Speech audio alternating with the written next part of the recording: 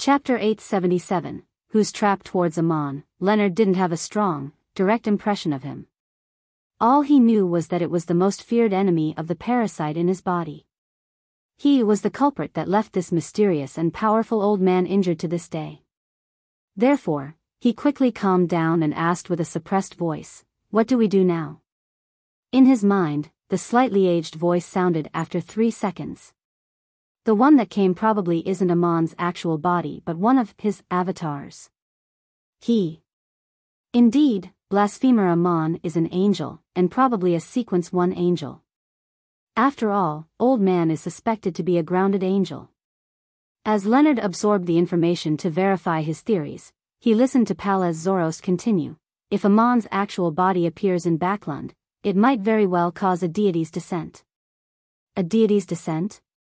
How many years has it been since something like this happened?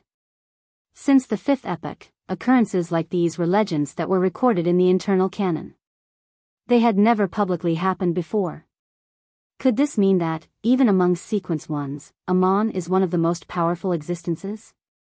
It's no wonder he is called a blasphemer. In just a few words, Leonard came to realize how terrifying the angel named Amon was. Standing in front of the mailbox, his thoughts wandered when he suddenly had an idea. He hurriedly suppressed his voice and said, "Since Amon has such importance placed on him by the deities, shouldn't we try to find a way to inform the Church of the news of his appearance in Backland?" From Leonard's point of view, the Church of Evernight and Storm, which was born in an earlier epoch and existed through the entire 4th epoch, had rich experience in resisting angels. They were the best choice at dealing with Amon. In his mind, Palaz Zoroast chortled. It's useless. It might even be something Amon wishes to accomplish. To him, it's just a loss of an avatar. It will just waste a bit of his strength but not deal him any actual harm. And he can use the death of his avatar to see the corresponding changes in fate. From that, he will be able to see the source of the stir or the creation of the waves. Although this doesn't allow him to directly lock onto you and me, he will be able to greatly reduce the circle, creating the conditions for his actual body to deal a lethal blow. Besides, do you think there will only be one avatar of Amon in Backland? Based on his habits and style, he might only have one avatar that he doesn't hide, but in fact, surrounding this beacon are several, dozens, or even more than 100 avatars. When we attempt to eliminate the one that's out in the open, it might very well be the case that a few, dozens, or more than 100 Amons will appear from every spot. He could be a passerby, a bird on the roof, an ant on the ground, and he could also be an insect in wooden logs, microbes in the air. One who isn't a demigod wouldn't notice it even if his avatar invades their bodies. As he listened to Old Man's detailed description, Leonard felt a chill run through his back. He suddenly had a feeling that the surrounding air was filled with countless Amons. "You're afraid now?" Palaz Zoroast chuckled. "If you understand how Amon can steal away your fate without showing any anomalies, you will be even more terrified." "What do you mean by stealing away my fate?" Leonard asked, feeling wary and puzzled. Palaz's old voice sighed. "He will follow you back. Then, you'll discover that your parents will be making him their son. Your wife will view him as her husband. Your child will treat him as their father. Your friends, everyone you know, will treat him as you. And you will be the unlucky one. You will lose all connection with the real world and slowly die." Would such a theft be permanent? Leonard couldn't help but draw a gasp. Palaz Zoroast sniggered. "Before a thief is caught, will he volunteer to return what he stole? Unless he has had enough fun with it." Leonard instantly fell silent. He felt that an enemy at Amon's level was no longer someone one could defend themselves against but was completely unfathomable. After a few seconds, he asked, hardly being able to hide his hoarse voice, "Then what do we do?" He didn't share his own thoughts because they were most likely unpragmatic. Palaz Zoroast fell silent for a moment before saying, "Let's watch and see." Inside the Bravehearts bar, Merrick was waiting at billiard room 3 according to the agreement. Since Sherlock Moriarty had agreed to provide help, discussing the operation's details face-to-face was necessary. It wasn't something that could be figured out via an exchange of letters. Guzzling down a mouthful of beer, Merrick raised his hand to comb his hair. His pale face was drained of the color of blood. The demented look on his face was a lot less than before. At this moment, his heart stirred. He looked up to the side and saw a figure in a top hat and formal suit outlined quickly. It was none other than Sherlock Moriarty. Teleport? Merrick's heart palpitated as his pupils constricted. He instinctively raised his level of wariness. This wasn't because he didn't trust Sherlock Moriarty, but a natural reaction for a creature when facing a higher existence on the food chain. At the same time, he noticed through the corner of his eye that Sharon's doll-like figure had appeared on the high stool. Klein pressed down his hat and bowed at the two. He said with a smile, "What I'm most concerned about is the amount of intel you have. If there's sufficient intel, the chances of success will be higher and the risks lower. Let me raise a simple example. Do you believe that Tutmosis II's mummy doesn't have any problems? Can you confirm which coffin it is in? If you can, I can teleport over before the guards react, traveling with it through the spirit world. That way, the problem will be resolved."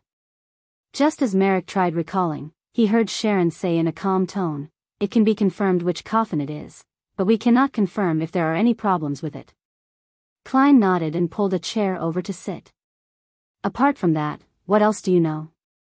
Sharon's blue eyes moved slightly. "It might be a trap by the Rose School of Thought, or it might be a trap by the lone military. You didn't mention the second guess previously." "That's right, before obtaining any confirmation of cooperating together, even I wouldn't divulge too much." Klein thought as he questioned, targeting the latter point. "A trap meant for the Rose School of Thought?" Merrick answered this time. He said in detail, "In the ancient Highlands Kingdom, creating a mummy was the tradition for an esteemed person. It's considered sacred, and the pharaoh's mummy is not something to be blasphemed against. Back then, before the Lone, Intis, and Phanepotter allied forces attacked this kingdom, the pharaoh's descendants had moved the most important batch of mummies, including the remains of the pharaohs of past dynasties. This time, one of the Highlands rebel armies had their secret base stormed. The lone army found the Tutmosis II mummy at the lowest level and planned on delivering it to Baklan to hand it to an unknown military organization for research. To the pharaoh's descendants, this is an insult of the greatest order. They have a sufficient motive to snatch Tutmosis II's mummy back. And among these descendants, there's a demigod named Mimosi.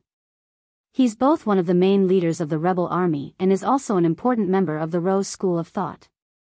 He's the student of Abomination Sua." Klein nodded slightly and answered, "That is to say that Tutmosis II's mummy might be bait for the lone army to fish out Mimosi. Of course, this doesn't exclude the possibility that the Rose School of Thought is deliberately sacrificing a pharaoh's remains to eliminate you." He originally wanted to say that as a sequence 6 and 5, there was no need for the Rose School of Thought to go to such an extent.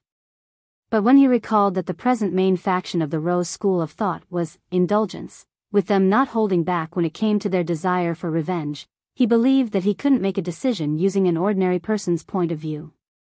Furthermore, Miss Sharon and Merrick were able to escape the Mother Tree of Desire's restrictions and successfully escape from the Rose School of Thought. Apart from luck, they might have someone supporting them in secret.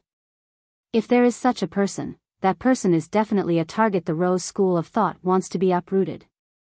Klein's mind naturally formulated these thoughts, but he didn't say it out loud. "Yes," Merrick said as he rubbed the corners of his eyes. The large amount of words he said had made him feel perturbed both in mind and desire. Klein thought for a moment before saying, "If it's the former, the situation might be more troublesome than I imagined. To deal with a demigod with companions, the lone army will have at least 2 Beyonders at the same combat level as Mimosi lying in ambush. Apart from that, they will definitely have some redundancies to prevent any accidents. For example, they will prepare a Grade 0 sealed artifact. In short, if this isn't near Bakland or made into a joint operation with the 3 churches, it might not be possible to so easily set up such a trap." Sharon's chin moved slightly as she nodded in agreement with Sherlock Moriarty's judgment. Klein didn't emphasize the difficulty as he said, "Therefore, we have to obtain more accurate and detailed intel. From that, we can make more targeted preparations. This will allow us to achieve our goals." Without waiting for Sharon and Merrick to say a word, he added, "I know of a secret existence for magic mirror divination. He strictly adheres to a principle of reciprocity. If you do not mind your privacy or actions that will bring about intense humiliation, you can obtain answers to many questions from him. Are you willing to try? I'll perform the summoning." In dark divination, whoever did the summoning typically suffered the greatest risk. What happens if I refuse to divulge my private matters or reject doing such actions? Merrick asked with narrowed eyes.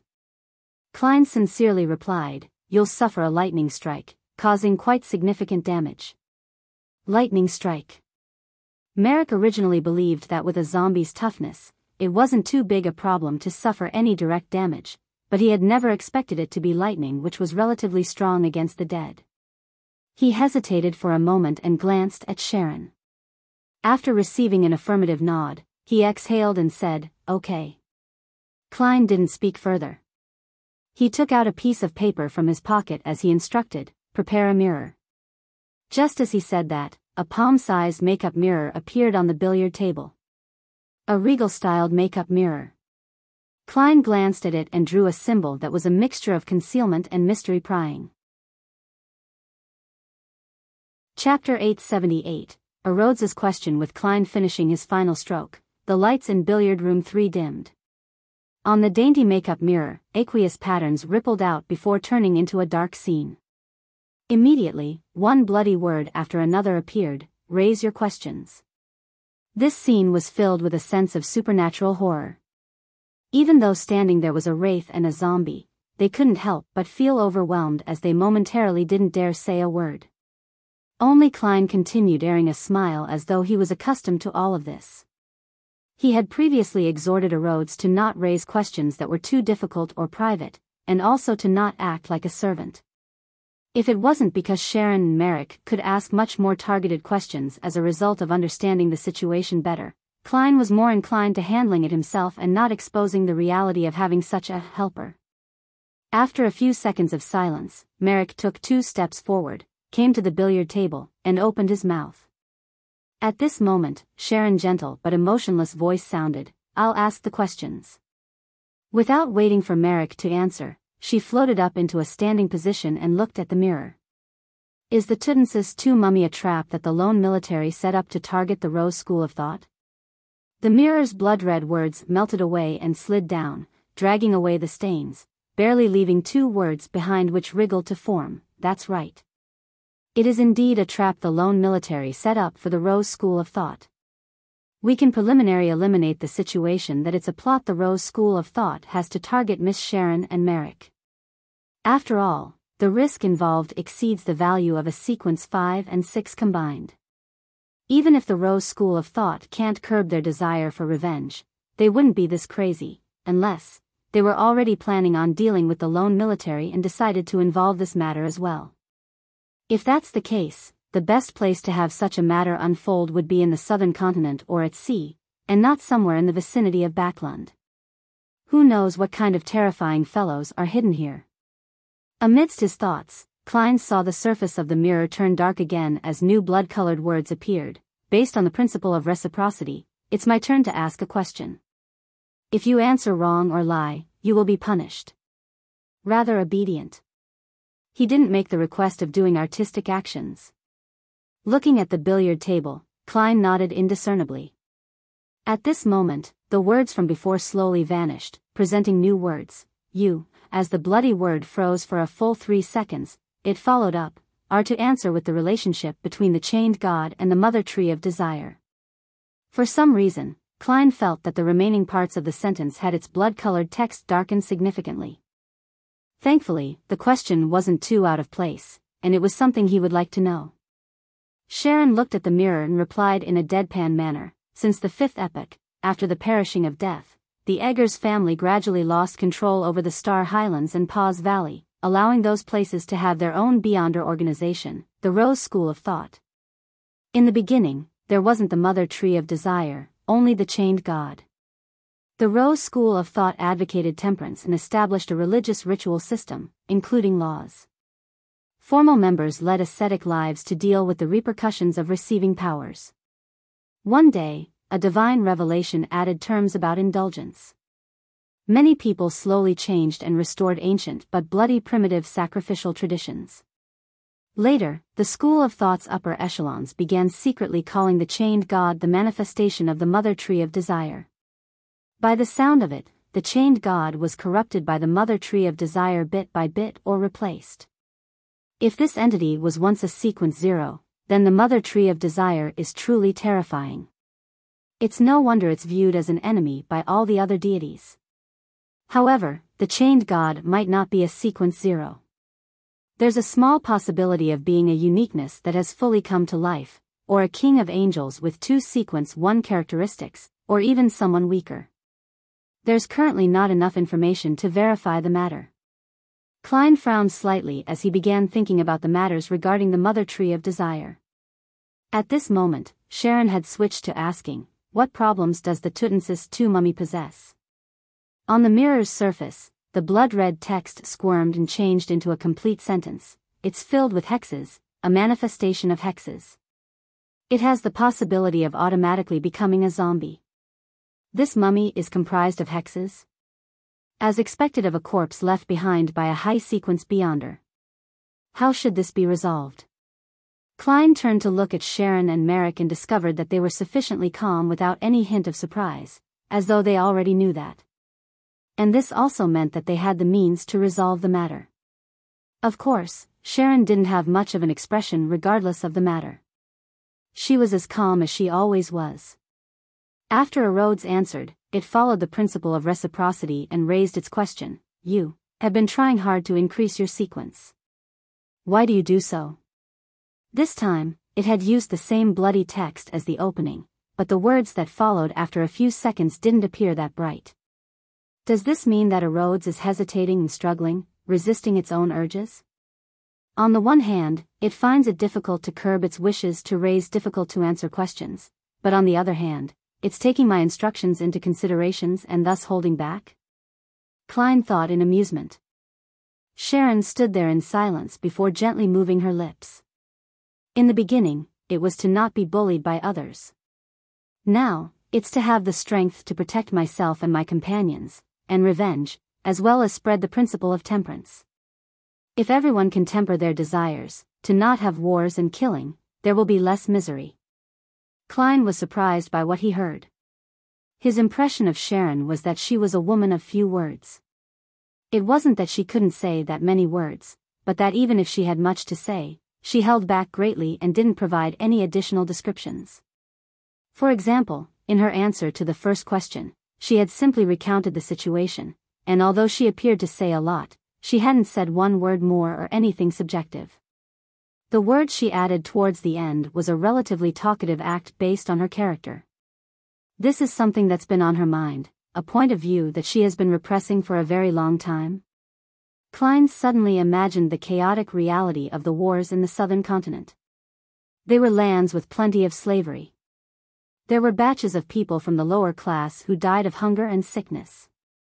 There were constant wars and live sacrifices.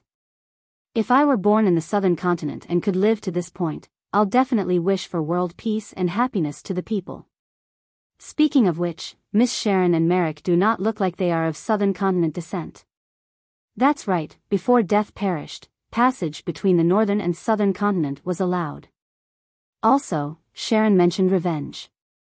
That word was said without conviction, as though she doesn't hold out hope for it. Or does she not have that strong of a desire for it? Klein sighed silently as he watched Sharon raise detail after detail and answer question after question. After learning of the situation regarding the Tutmosis II mummy, Sharon asked again, apart from Mimosi, who are the high-sequence beyonders that will appear in this trap? The mirror surface's aqueous wave rippled and formed a bright light, one that enveloped everything.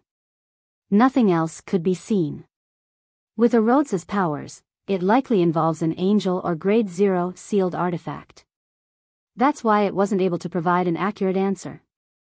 Klein retracted his gaze and said to Sharon and Merrick with a smile, "From the looks of it, it's as I guessed. The lone military has prepared plenty of redundancies." Sharon nodded slightly as she continued staring at the mirror, awaiting the secret existence to raise his question. The blood-colored text squirmed and no longer paused like before. Everything appeared at once. "What are your thoughts regarding your teacher?" "Teacher?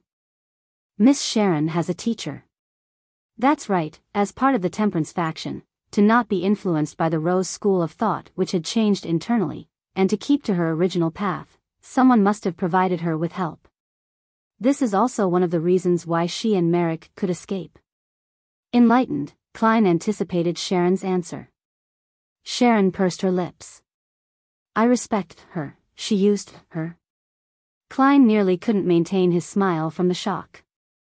Including the Orthodox churches and the various major Beyonder organizations, grounded angels were very rare. There might only be one or two.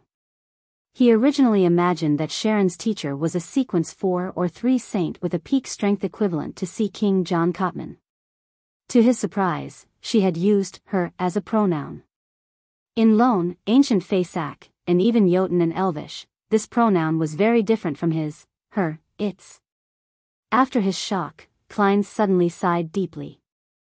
Miss Sharon's current situation largely implies that her teacher is probably not around. She and Merrick escaped perhaps due to the final struggle of the Temperance faction within the Rose school of thought. And to the Mother Tree of Desire, either its corruption or decimation to create a sealed artifact. There will not be any other choices. The mirror turned dark again as the bright red text vanished. After a while, new words appeared again. "Continue. I no longer have any questions." "Thank you for your help," Sharon curtsied as she said slowly. With her saying that, the mirror returned to normal. The lighting in the billiard room wasn't dim any longer. Sharon looked at Klein and said in a tone without any abnormalities, "We shall forgo this matter." Clearly, she also understood the meaning behind the blast of light that appeared during the hidden existence's final answer. Klein shook his head and smiled. "There's no need to rush into a decision. Let me ask you a few more things. Perhaps there might still be a chance that doesn't require us to take too much of a risk. At least my divination results say that it's possible." He added silently. "What is it?" Merrick couldn't help but ask. Chapter 879, Dual Purpose. Upon hearing Merrick's question, Klein picked up the piece of paper with the symbol that summoned a Rhodes and shook it as he wiped away his smile. He said in all seriousness, "Tell me the detailed process for creating a pharaoh mummy in the ancient Highlands Kingdom." As he said that, the piece of paper was engulfed in scarlet-red flames, turning to ash. Merrick glanced at Sharon and replied after some thought.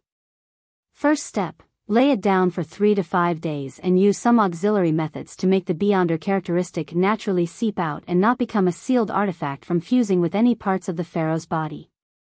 Second step, hold a cleansing ritual. Place the corpse on an altar, pray to the chained god, and hope that half the deceased spirit remains in the body. This won't affect the return of the Son of God, and it can also allow the created mummy to maintain a long period of spirituality. Third step, using Beyonder powers or actual technology, remove the corpse's brain, innards, and bodily fluids, leaving only the heart. Fourth step, stuff the corpse with perfumes and medicine that's filled with spirituality and completely dehydrate the body. Fifth step, stuff the perfumes and medicine inside again. Arrange some preparations for a ritual on the corpse's surface, then wrap it up in linen bandages before putting it into a sarcophagus.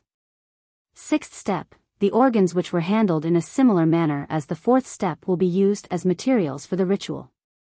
They will be placed in the 4 corners of the sarcophagus. Likewise for the brain and bodily fluids. The former will be stirred into mush, mixing with the latter. And the sarcophagus will have some preserved circulatory tracts that mimic the deceased state before death. This can gather spirituality from the spirit world and the surroundings, making the pharaoh mummy an ingredient rich in spirituality even after more than a millennium. It can be made into a rather powerful zombie. Sounds like it has nothing to do with enhancing one's ability in that area. I wonder how apothecaries turn such rot into a miracle. Yes, there seems to be a difference in the way Egyptian mummies are made on Earth. The level of mysticism involved is a lot greater. Klein finished listening carefully and quickly analyzed if there was anything that could be used as part of the plan. Regardless, Tutmosis II's mummy is something with extreme research value. Unless it's necessary, no one is willing to destroy it. Klein fell into deep thought for a moment before looking at Sharon, who had returned onto her high stool. He asked with a solemn expression, "What's the furthest distance you can travel with mirror blink?" Sharon sat there and answered without any hesitation, 300 meters. That's far enough, much better than my flaming jump. However, this is expected. After all, a wraith's main trait is to come and go without detection, while flaming jump is just part of a magic show. Not bad. This can be used. Klein couldn't help but inwardly make a poignant remark. Although he once had a wraith marionette, he didn't know the limits of mirror blink, because before it could reach its limit, it would slip out from his control radius. Once that happened, the marionette was equivalent to a dead object. The blink would fail midway. Klein asked a few more questions and formulated a general plan. After looking at Sharon and Merrick separately, he said with a steady tone, "We still have a chance of snatching Tutmosis II's mummy away. There is a risk, but it won't be high. Yes, that's on the condition that the two of you listen to my instructions. Let me lead this operation.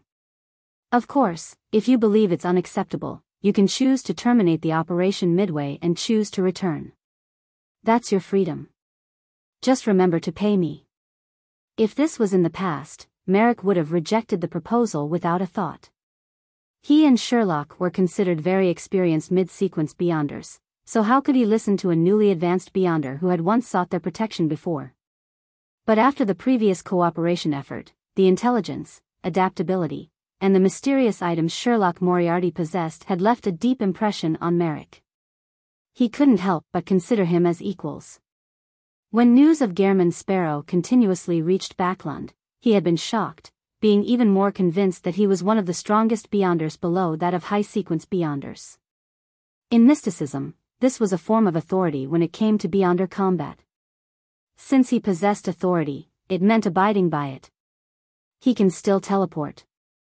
Merrick recalled the way Sherlock Moriarty appeared, and he had a strong sense of confidence bolstered within him. Perhaps there was a chance of success. He turned his head and looked at Sharon. The two nodded in unison. "All right," Sharon responded, her blue eyes not showing any signs of hesitation. Klein immediately revealed a smile. "I'll go into the specifics when we rendezvous at the scene." Apart from defining the problems and obtaining a more accurate account of the situation, his deliberate appearance using traveling and providing a secret existence to obtain intel was also to establish his image. It boosted the way they viewed him, giving him the ability to be in charge. As a marionettist, even without a marionette for the time being, he had to control others to complete a targeted act. To Klein, this operation was partly to help Sharon and Merrick, but he also had hopes of using this grand act and his directing of puppets to further accelerate the digestion of his potion. It had to be said that the immense pressure of Amon's appearance in Backlund and his recent interaction with spectators had allowed the marionette him to greater understand the marionettist principle he had previously concluded. With his marionette as a lead, he could control his enemies to put on a puppet act in real life. His current idea was, even without a marionette, he could use his dominance, language, and the settings he designed, or a combination of these factors, to control his target, putting on a puppet act in real life. Marionettists weren't only controlling spirit-body threads. And what he did previously was merely a small attempt. Just like Amon, a simple appearance is enough to put many matters into motion. It makes me and Palaz Zorost appear to be waiting for him to signal with a wave of the conductor's baton. Klein silently sighed as he heard Sharon and Merrick answer in unison, "Okay." In the evening at Pritz Harbor, there were elegant gas street lamps made of black metal. They illuminated the various streets with the light they emitted. At this moment, most of the ships had moored. Silence was the main tune of the area. At the top of a warehouse, there were many wooden crates circling an area. 3 figures suddenly appeared from the void. They were none other than Sherlock Moriarty in his formal suit and top hat, Merrick in his white shirt and black vest, and Sharon, who always wore a black bonnet and regal dress. With the help of teleport, they directly traveled from Backlund all the way here. There was quite a distance between them and the dock where the ship that carried the Tuttensis II mummy was moored at. Klein pressed down with his right hand as the bottom of his feet stepped on the wood. He nimbly leaped above the crossbar and, like walking on flat ground, quickly arrived by the wall. There was a tiny air vent here. He then took out the telescope provided by Sharon, and he looked at the dock based on the intel. All the building roofs were occupied by soldiers with steam backpacks and thick-barreled rifles. They patrolled the area and were alert of their surroundings, prepared to shoot at any trespassers who dared come near. Only one warning was to be given. Apart from them, there were a few exaggerated robot monsters parked around the dock. They were entirely metal, and their height had exceeded that of giants. At the top of them, cold machine guns could rotate and a steam chimney stood erect. The bottoms were grayish-white in color, with many parts exposing rivets, nuts, and gears. They looked rather crude. In addition, in front of the robots was a very thick cannon. Situated underneath it were 2 rows of metal wheels with rubber treads. They were obviously manned, but Klein couldn't see who they were, making it impossible to determine if they were Beyonders or not. Close to these steel monsters, above the dock was a dark black metal tower standing at a height of more than 10 meters. It had a complicated pulley system that seemed to lack any sophistication. Drooping down were steel cables and a hook. On the surface, it doesn't seem too simple, but it can't be considered a high-level military operation. Klein retracted his gaze and threw the telescope to the approaching Merrick so that he could observe the situation. Before they started taking action, they had come to an agreement. It was to not use Beyonder powers, relying on non-mysticism methods to spy on their target to avoid sounding off any alarms. After all, it was very likely that a demigod was lurking in the dock district. Of course, Klein had adjusted the powers recorded inside Creeping Hunger. He had matched Paper Angel with Hurricane instead of Lightning Storm. After Sharon was kept up to date with the situation, Klein, who was standing by a wooden frame, revealed a seemingly relaxed smile. We only have one purpose today. It is to make an attempt if there's a chance. If there isn't, we'd rather observe by the side and even evacuate ahead of time.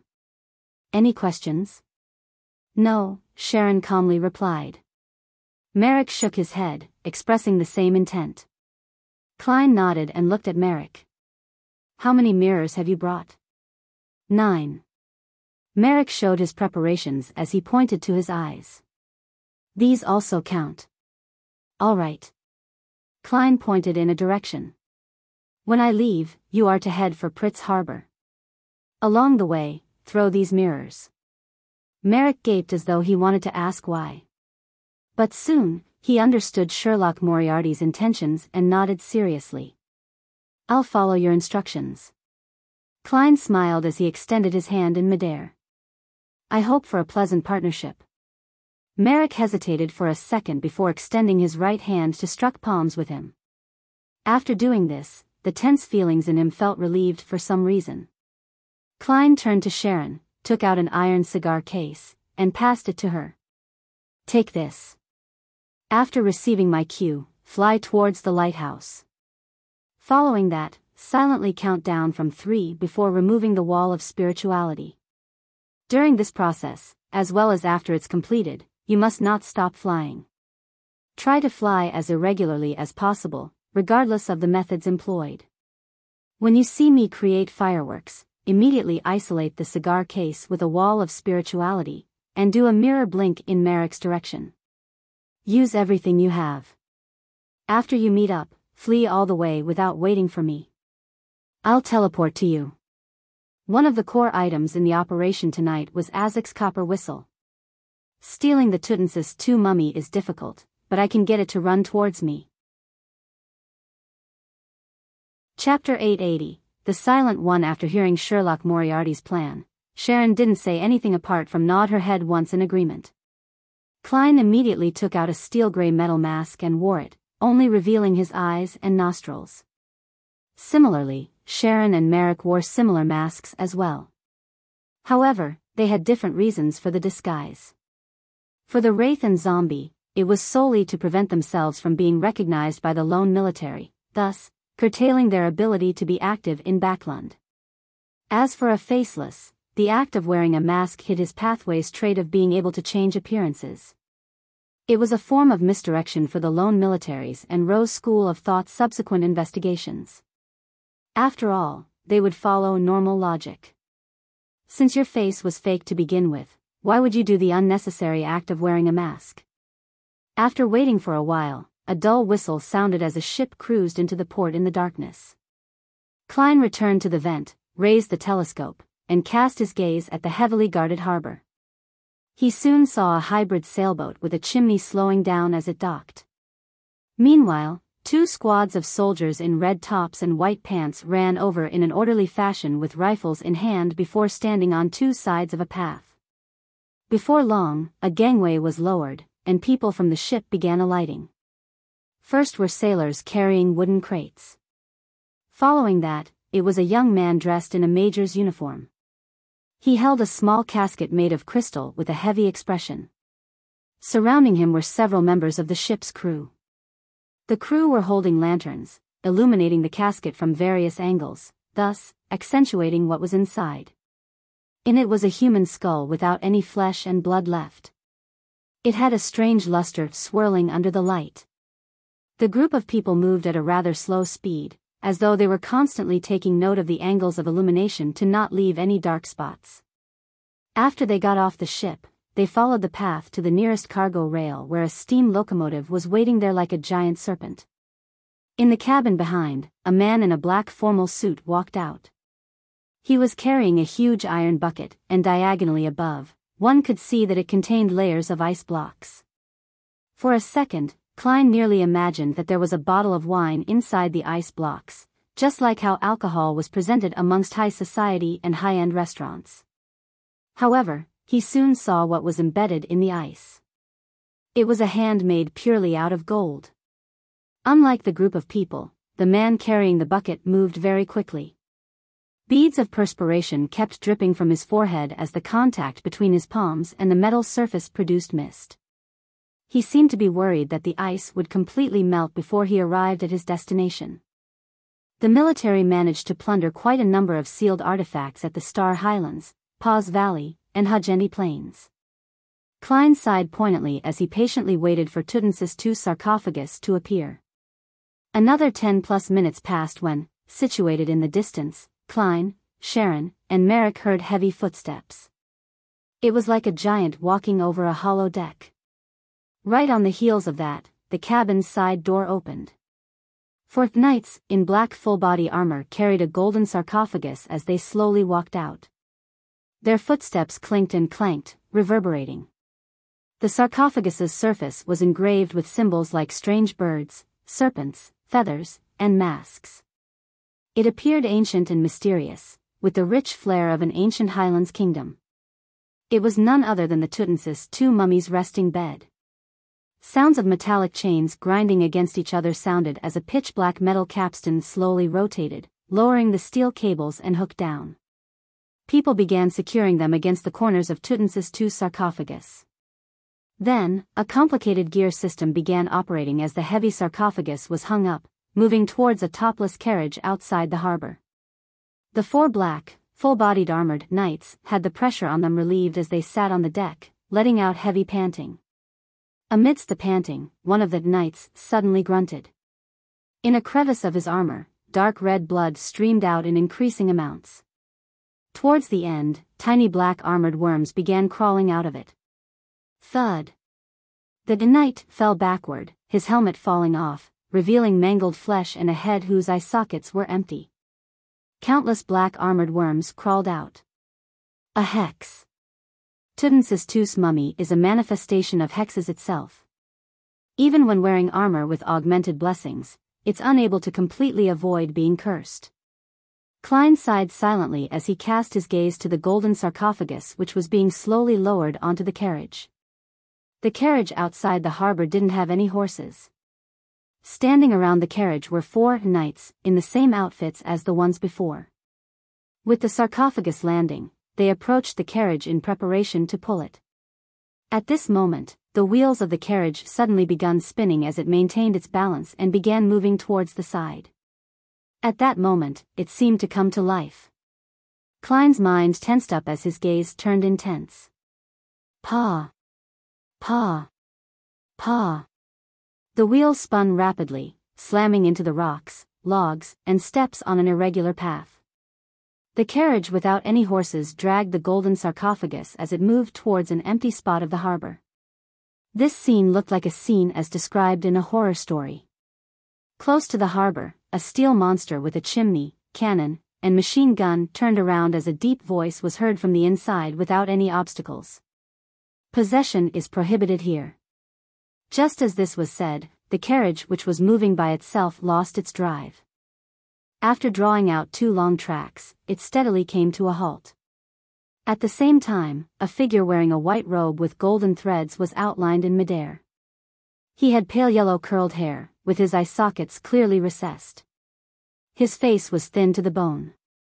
This was a middle-aged man with mixed heritage from the southern and northern continent. His brown eyes had irrepressible maleficence and madness. His rather thick lips were pierced with dense, patterned golden nails that sealed his mouth. He exuded a sinister and terrifying feeling. According to Sharon's and Merrick's description of the characteristics and portrait, Klein instantly recognized him to be an important member of the Rose School of Thought, one of the leaders of the Highlands rebel army, Mamosi, who had the nickname, the Silent One. Just as Mamosi appeared, he cast his gaze to the steel monster that had issued the command. He completely ignored the Tutmosis II sarcophagus that was staying put diagonally beneath him. His previous attempt was apparently to determine the location of the lone military's demigod. In a snap, Mamosi raised his right hand and pulled at the corner of his mouth. The golden nails that pierced through his lips shot out like bullets as they no longer sealed his mouth. Following that, Mamosi opened his mouth. Klein didn't hear any sound, nor did he see any light. He discovered the gigantic steam chariot seemed to warp like it was melting. In a blink of an eye, it had transformed into a goat. A goat with glazed eyes and messy wool. With a spurting sound, blood spewed out of the goat's abdomen as a blob of flesh rolled out. Embedded in it was a white glove and a golden mask. A beam suddenly shot out from the flesh, cleaving through all the chaos and evilness. The squirming flesh and blood began forming a humanoid figure, returning to its original appearance. It was a black-haired, golden-eyed man with a mask. At this moment, Mamosi raised his palm, causing all the guns and cannons that were aiming at him to rise into the sky as they shot into the air. Then, he took out a cloth doll. The doll seemed to be made of old cloth. There were obvious stains and specks of blood. Its eyes had been dug out, leaving 2 empty holes. The moment it saw light, its face began transforming. Its target of reference was none other than the demigod from the lone military. Its eye sockets were aimed straight at the man in the golden mask. When the lone military's demigod saw this, he immediately made the ring on his right hand emit a crystalline beam of light as he vanished from his spot, phasing to the back of Mamosi. However, the doll's transformation didn't stop at all. Meanwhile, to the side of Tutmosis II's sarcophagus, the space around it warped as a translucent mouth spanning more than 10 meters was outlined. The mouth suddenly opened and sucked in, creating a terrifying gale that swept up the sarcophagus and the carriage together. It was suspected to be a spirit world creature. It was about to devour the Tutmosis II mummy sarcophagus. Suddenly, the bullets and cannonballs that shot into the air turned brilliant as they gathered together, transforming into a grand sea of light that inundated everything. Klein felt a stabbing pain in his eyes, and even though he closed them in time, tears still flowed down.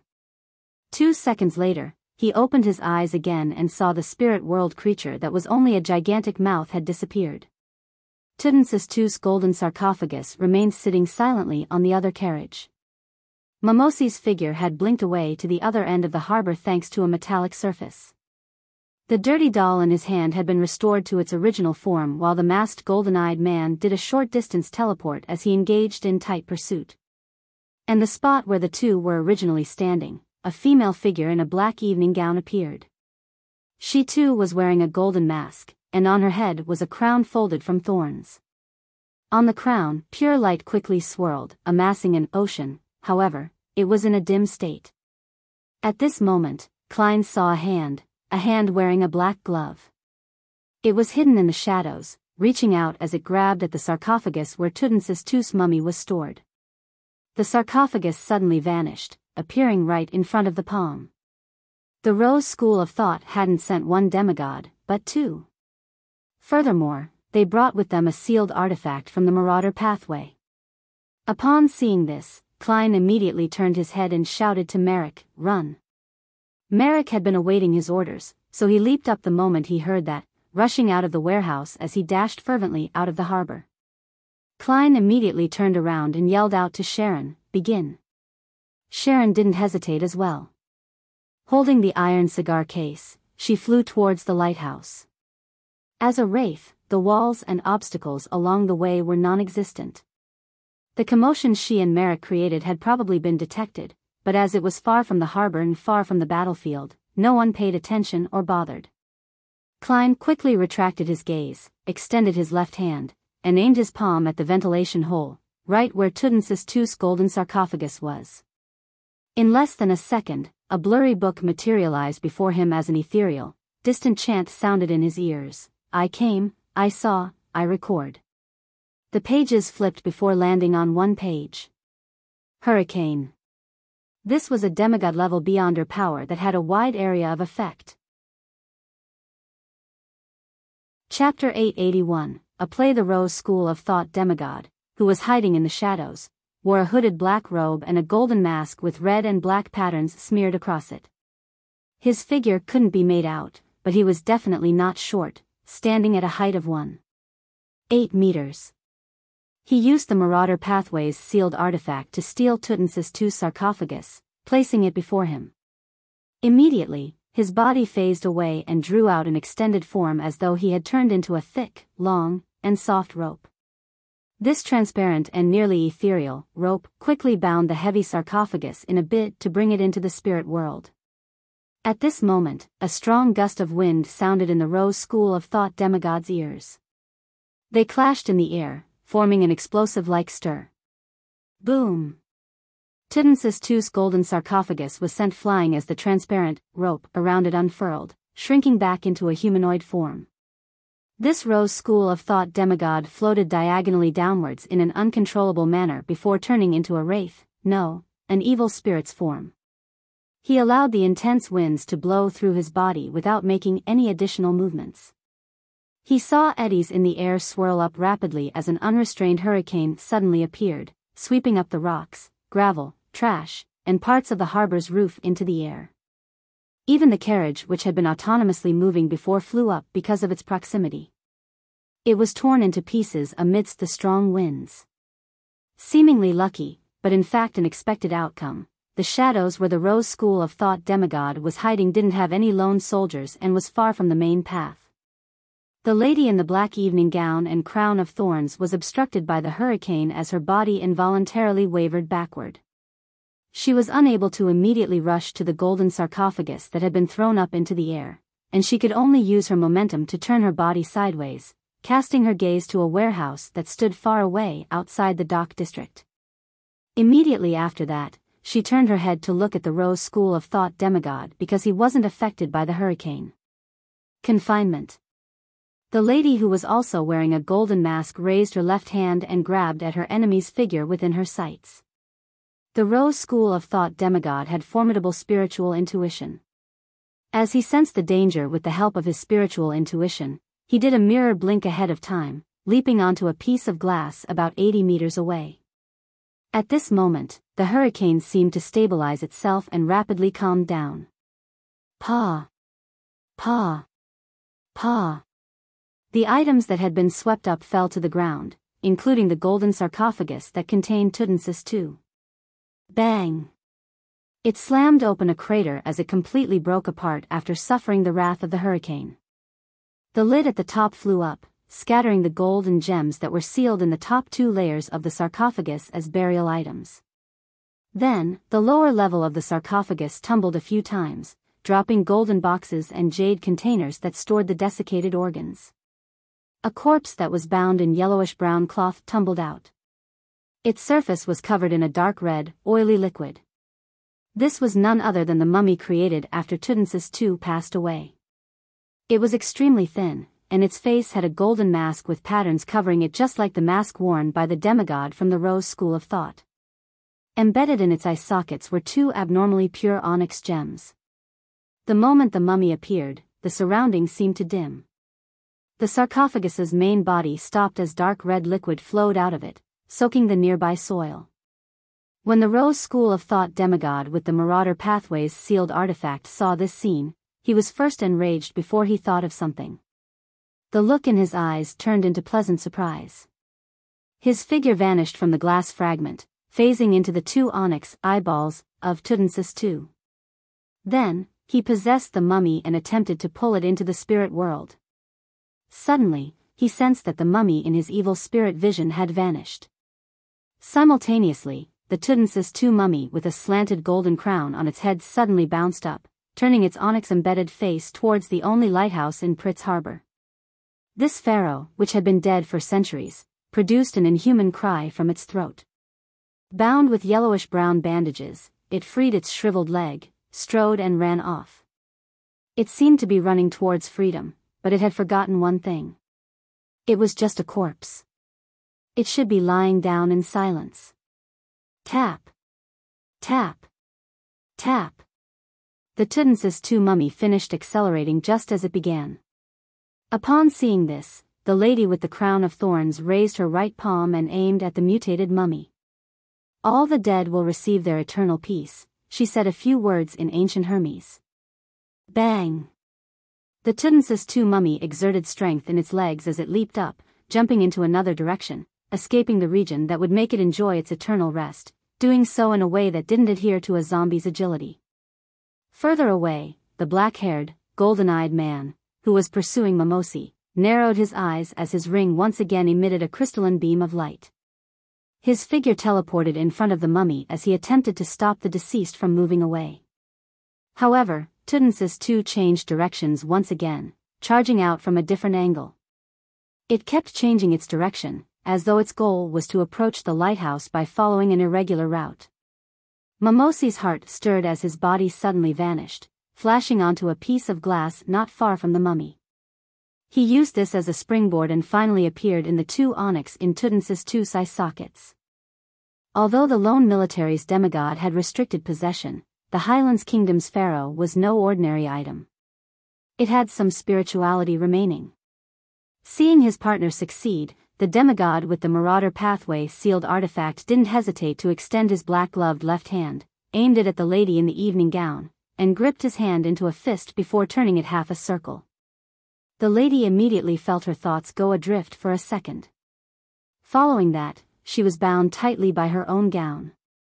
Almost at the same time, the lone soldier far away on the warehouse rooftops found it difficult to control their rifles as they aimed in her direction and pulled their triggers.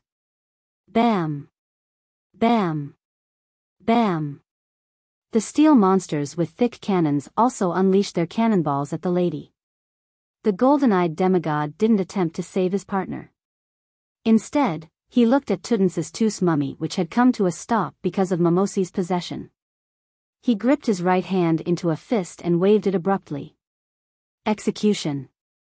A look of joy flashed past his eyes because it didn't matter if the mummy died again, but Mimosi couldn't afford that. Elsewhere, just as the bullets and cannonballs were to hit the lady, they suddenly slowed down as though they had sunken into a quagmire formed of air. They were repelled by a power that stemmed from laws. On the lady's head, the crown of thorns lit up suddenly, using up more than half of the accumulated ocean of light. The hooded Rose School of Thought demigod immediately discovered this as he vanished from a location far away from it, as though he was fundamentally wiped away. This also meant that he had arrived in front of the lady and saw her raise her right hand. Gathered within her right hand was pure condensed light.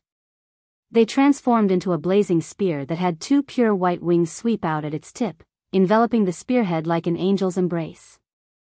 The Rose School of Thought demigod's eyes widened immediately as he heard the footsteps of death. He attempted to use mirror blink to leap away, but he found that his surroundings were sealed by the pure white wings. An intense sense of fear surged within him and inundated his reason, making him abandon his resistance towards his roots to his being and strength. At this moment, a shrieking wail sounded as the lady's eyes temporarily turned turbid. The blazing spear in her right hand deviated to the side as she failed to maintain its stability. It collapsed into a gorgeous blast of light as it was swept up in the air like a hurricane. And in the vicinity of the Tutmosis II mummy, Momosi had stopped his possession. Beside him, a dirty doll fell to the ground. The doll's chest had a tear that nearly penetrated it. It stood up and its eyeless face seemed to come to life, turning abnormally warped and gruesome. It continuously wailed with a shrieking tone, causing the nearby lone golden-eyed demigod to feel an invisible hand grabbing at his neck as he kicked and struggled in midair. It was because of this doll's existence that Momosi wasn't executed. Likewise, the other Rose School of Thought demigod wasn't struck by the blazing spear. When the latter saw this, he immediately used mirror blink to approach the Tutmosis II mummy that was still focused on moving in the direction of the lighthouse. He planned on using this opportunity to join forces with Momosi to achieve the goal of their operation. At this moment, the lady in the evening gown erased the distance, appearing directly above them. The crown of thorns on her head emitted the purest of light. She pressed down with her right hand and said, "This place will have the mysterious weakened and the real strengthened." Just as she said that, the blood-stained doll immediately lost its expression and stopped shrieking. The golden-eyed demigod from the lone military finally had a chance to catch a breather. He forcefully pulled away the hexed hand that was grappling his throat. From that moment, their demigod powers rapidly declined as attacks that stemmed from reality were rapidly boosted. This also meant that the lone soldiers at the top of the warehouse and the steam chariot that was slowly approaching on its treads were the victors in this battle. To the lone army, this was a situation where their advantage was extremely amplified. Momosi and the other Rose School of Thought demigod immediately reacted. One of them tried to possess the mummy, while the other attempted to pick up the eyeless doll. They planned on escaping before their strength decreased to a certain threshold. Of course, the lady with the evening gown and the golden-eyed demigod couldn't allow the enemy to do as they wished, but just as they were about to take action, a light streaked into the sky and exploded into dreamy fireworks. Right on the heels of that, the two demigods felt their spiritual perception trigger simultaneously as they looked into opposite directions. A hand wearing a transparent glove reached out from the void beside Tutmosis II's golden sarcophagus, grabbing a handful of soil that was soaked with dark red liquid. The liquid was a mixture of Tutmosis II's brain matter and bodily fluids. It was a ritualistic material used to maintain its spirituality, and the latter contained its blood. Momosi and the Rose School of Thought demigod, who wielded the sealed artifact, also looked over, and they happened to see a figure wearing a formal suit and top hat appear. This figure was bending his back to pick up the soil soaked with dark red liquid. During this process, he kept his right hand to his left breast, as though he was bowing towards the demigods. Then, maintaining this pose, he looked up to reveal his metal gray masked face before rapidly fading away into nothingness. Chapter 882, Core of Mischief. Carrying the iron cigar case in hand while passing through walls to leave the warehouse that she was hiding in, Sharon strictly followed Sherlock Moriarty's arrangements, using her state as a wraith to fly to the tallest building in Pritz Harbor, the lighthouse. Right on the heels of that, she silently counted down. 3, 2, 1. Before she could gather her thoughts, Sharon's ear resonated with an intense boom. The harbor in the distance seemed to be swept by a terrifying hurricane. She held the iron cigar case in her left hand as her nails suddenly grew sharp before stabbing into the wall of spirituality, completely destroying the invisible isolation with an attack filled with a wraith spirituality. A sudden gust of wind gushed outwards in every direction as Sharon suddenly felt her spirit body become augmented. And this stemmed from the items stored inside the iron cigar case. She wasn't affected by her curiosity, accustomed to restraining her emotions as she continued approaching the lighthouse at high speeds. During this entire process, she kept maintaining an irregular trajectory, occasionally lunging forward to the left or drifting upwards to the right. At times, she would rely on mirror blink to leap onto a different trajectory before continuing her approach to the target. This made it seem like she was dodging an invisible and terrifying enemy, but Sharon knew very well that nothing was chasing her, nor was she locked on by a distant attack. She felt as though she was performing in a one-man show without any opponents. However, she didn't have any doubts, nor did she waste any time to observe or wait. She pretended that within the air and her surroundings was the silent one Momosi and the lone military's demigods, doing her best to dodge and slip past them. As her flight continued, Sharon's blue eyes, which were peeled towards the air, had a red stream of light reflected in them. It flew from above, suddenly blasting apart, turning into beautiful fireworks that was a mix of red, orange, and yellow. Sharon immediately retracted her gaze. As she used her wraith fingernails to spew spirituality and reform the wall of isolation, she leaped towards the path Merrick had laid. There were shattered mirrors placed at fixed distances in a periodic manner. With her dainty bonnet and black dress, her figure kept flashing to them, and soon, she appeared inside Merrick's brown eyes. She then lightly took a stride out, the iron cigar case in her hand already encased with a wall of spirituality. Merrick and Sharon didn't converse, nor did they exchange looks with their eyes. As though they were being pursued by an invisible monster, they didn't dare stay put. Frankly speaking, they had a general idea about the role that each of their actions played. After all, Sherlock Moriarty had once attracted zombies and shadows with a copper whistle. As for Sharon's mirror blink, the two of them knew its traits well. However, they couldn't imagine how everything would develop. They had no idea how the detective with many secrets would be able to steal the Tutmosis II mummy under the watch of a few demigods. It wasn't a situation where the mummy could run if it wanted. The demigods were bound to stop it. At this moment, they saw a figure materialize. He wore a black formal suit and a half-top hat. His face was covered with an iron-gray mask, and in his hand was a handful of dark red soil and a dark brown book. It was none other than Sherlock Moriarty. Merrick immediately slowed down his pace. As he allowed the detective to smear the soil onto the book before pocketing it and grabbing his shoulder, he surveyed his surroundings. However, he didn't discover the existence of the Tutmosis II mummy. Did it ultimately fail? Having been mentally prepared for failure, he sighed as he watched himself, Sharon, and Sherlock Moriarty fade away and vanish from the spot. In the region where the demigods were fighting, the golden-eyed lone military demigod had an ominous feeling when he saw the gray-masked man bow before teleporting away. He felt that things had taken a drastic turn for the worse, into a terrible, unpredictable outcome. He needs to be stopped. Although I don't know what he did, he needs to be stopped. Such a thought instantly surfaced in his mind as the golden-eyed demigod immediately activated his ring. He used traveling against traveling, teleporting to pursue teleporting. However, in this short span of time, he realized that he was unable to lock onto the mysterious person's aura. In other words, he had either created an interference at the demigod level, or he had teleported somewhere very, very far away. Regardless of which possibility it was, it meant that any pursuit attempt would easily face failure. And more importantly, if he were to leaving the lady to fend against Momosi and the other Rose school of thought demigod alone, that would be an extremely dangerous situation. After all, the mysterious power in the area had not weakened to the point where real firearms could pose a threat to their suppressed selves. Besides, there haven't been any losses yet. The mummy is still around, with the person only taking away some soil rich in spirituality. The golden-eyed demigod swept his gaze at the Tutmosis II mummy who was standing blankly in its spot, before casting his gaze back on Momosi.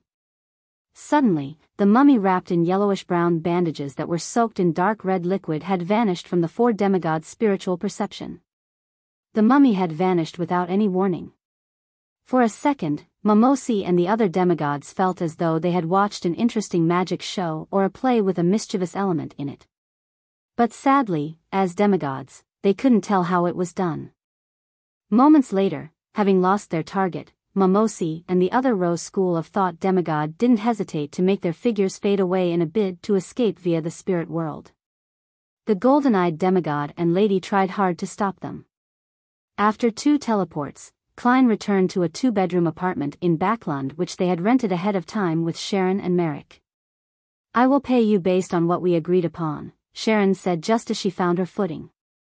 At the same time, she returned Sherlock Moriarty the iron cigar case. They had previously agreed that regardless of the outcome, Sharon would provide him with the information regarding spirit world plunderers. If they succeeded, she would pay another 3,500 lone gold coins or £5,000. Klein received the iron cigar case which had corrosive signs on its surface. As he held it in his hand, he sensed Azek's copper whistle lightly jumping inside. He quickly put it away and gave Sharon and Merrick a smile. "Might I trouble you to wait outside? Give me 5 minutes." His tone is very firm. It's as if he has succeeded. What can he do in 5 minutes? It's impossible for him to teleport again and bring back the Tutensis II mummy. This will be more dangerous and more difficult than before. Merrick was filled with puzzlement as his footsteps moved at an obviously slow pace. As for Sharon, she had floated to the wooden door which separated the rooms and passed through it. Merrick quickly reined in his thoughts and followed closely behind by walking out the door. Klein maintained a smile as he watched them. Then, he teleported to another cheap motel in East Borough. He had disguised himself to rent this room in the afternoon. Right on the heels of that, he took out the book with the dark brown cover which was stained with dark red mud stains. It was Grozel's Travels. As long as the blood still had remnant spirituality and hadn't coagulated, smearing it across the cover would allow the target to be pulled into the book world. And inside the Tutensis II mummy's golden sarcophagus contained such blood. It also meant that, at this moment in time, the mummy was already in Klein's hands, inside Grozel's Travels. After hearing Merrick describe the procedure to making a pharaoh mummy, Klein had roughly come up with a plan. It was to use the corpse's attraction to Azek's copper whistle as spirit body threads. He then controlled the mummy and used this marionette to lead the demigods away from the vicinity of the sarcophagus. He did this so that he could teleport over to retrieve the blood and create the necessary conditions. He had never thought of directly taking the mummy away or getting it to run out of the harbor successfully. It wasn't pragmatic to think that, as it would involve directly facing the attacks from the demigods. And even if he, Merrick, and Sharon were together, it was still beyond their capabilities. It might not even work even if he spent a large sum of money to summon Miss Messenger Rionette Tinker. Therefore, despite Azek's copper whistle and the mummy's reanimation appearing to be the goal and plan, it was in fact simply a method to manipulate and misdirect. This allowed the other actors to ignore the situation of the golden sarcophagus. This was a plot that even demigods couldn't fend off. This was because they were protecting the mummy and not the sarcophagus. They were targeting the high-sequence Beyonders from the Rose School of Thought, and not 3 people who were loitering around in the distance with unknown goals. Klein's plan wasn't a plan that was highly interdependent. It was amazingly light and lean while still allowing the plan to be carried out even if there was a tiny accident. He had very few parameters he needed to take into account. As long as the hurricane successfully toppled the sarcophagus, as long as Sharon followed his instructions and moved in an irregular trajectory, and as long as the military didn't have the manpower to easily finish off the Rose School of Thought demigods, all he needed was to wait for an opportunity to appear. After the demigods left the vicinity of the sarcophagus and that the mummy wasn't possessed by the evil spirit, all he needed to do was teleport over and retrieve something that was soaked in the liquid before escaping. This didn't need him to worry about the exact developments of the demigod battle. He didn't care who gained the upper hand or was injured. He also didn't need the Tutensis II mummy to run a certain distance to consider it a victory. As long as it started moving and became difficult to be caught, there wasn't any problem. Towards the end, his bow was partly to make it easy to scoop up the soil as a curtain call, and also partly to press Groselle's travels to his chest. If any accidents happened, he could immediately pull it out and use it as a shield. It was precisely because of this that Klein could smear the blood-soaked soil across the cover just as he teleported. Everything ran as expected. The directing was quite a success. As Klein reflected over the matter, he felt his potion's digestion accelerate. He didn't delay as he quickly set up a ritual. He sacrificed Groselle's travels above the gray fog, and then in his spirit-body state, he brought Creeping Hunger, Azek's copper whistle, the Soul Assurer's Beyonder characteristic, and Sharon's anti-hex golden bead into the book world. Chapter 883, Demigod's Appraisal in the Book World. Just as Klein appeared in the city outskirts, he immediately took out remnant parts of the dark red soil and picked up a withered branch. Using rod divination, he found the Tuttensis II mummy. He was worried that this manifestation of hexes would harm the residents here. Although the book world didn't have any lack of sequence 5 Beyonders, and the Tuttensis II mummy remained in a muddled state having lost the stimulus from Azek's copper whistle, it was still a demigod when it was alive. The hexes that its corpse produced after his death were bound to be extraordinary. Even Klein himself didn't dare approach it if not for the anti-hex golden bead that Sharon had given him. Of course, Klein had also weighed the consequences before deciding on using Groselle's travels to steal the mummy. His previous experiences and the encounters of others had proven one thing: outsiders would not directly appear before the natives when they entered the book world. It required exploration before any contact was made. This was especially so for the first time. Therefore, Klein believed that the mummy was likely left somewhere uninhabited. And with this zombie's condition, it was likely to be engaging in a random walk. It would be difficult for it to explore in different directions autonomously like humans, elves, or giants. This also meant that, as long as he didn't drag it out, it wasn't likely for there to be any losses. Furthermore, it had only been about 3 minutes since Klein smeared the blood-soaked soil across the book's cover. Following the direction led by rod divination, Klein flew towards a nearby mountain peak. Soon, he came to a valley. At this moment, the Tuttensis II mummy wrapped in yellowish-brown bandages and was dyed red from liquids had appeared. It was still wearing the golden mask with patterns across it. Its throat was letting out an inhuman sound as it rushed over with wide strides. The surroundings turned gloomy. At the same time, many incomplete animal carcasses tore away the soil covering them in the valley as they staggered towards Klein. Having his spirit body augmented by Azek's copper whistle, Klein immediately chuckled. What a warm welcome. He unhurriedly threw away the branch and raised a blob of black matter. This was a Soul Assurer's Beyonder characteristic which he had released from the mutated version of Creeping Hunger. At its core was pure shimmering light that looked like a night sky embedded with stars. Invisible waves spread out in a turbulent manner as the surroundings suddenly darkened as though night had fallen at once.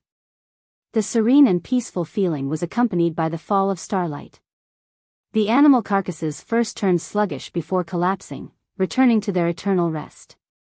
The mummy also slowed down its pace, its motions growing slower and slower. But it didn't lie back down. Directly using a Beyonder characteristic isn't very effective after all. Furthermore, the negative effects are nothing trivial. Klein couldn't help but cover his mouth with his left hand to yawn.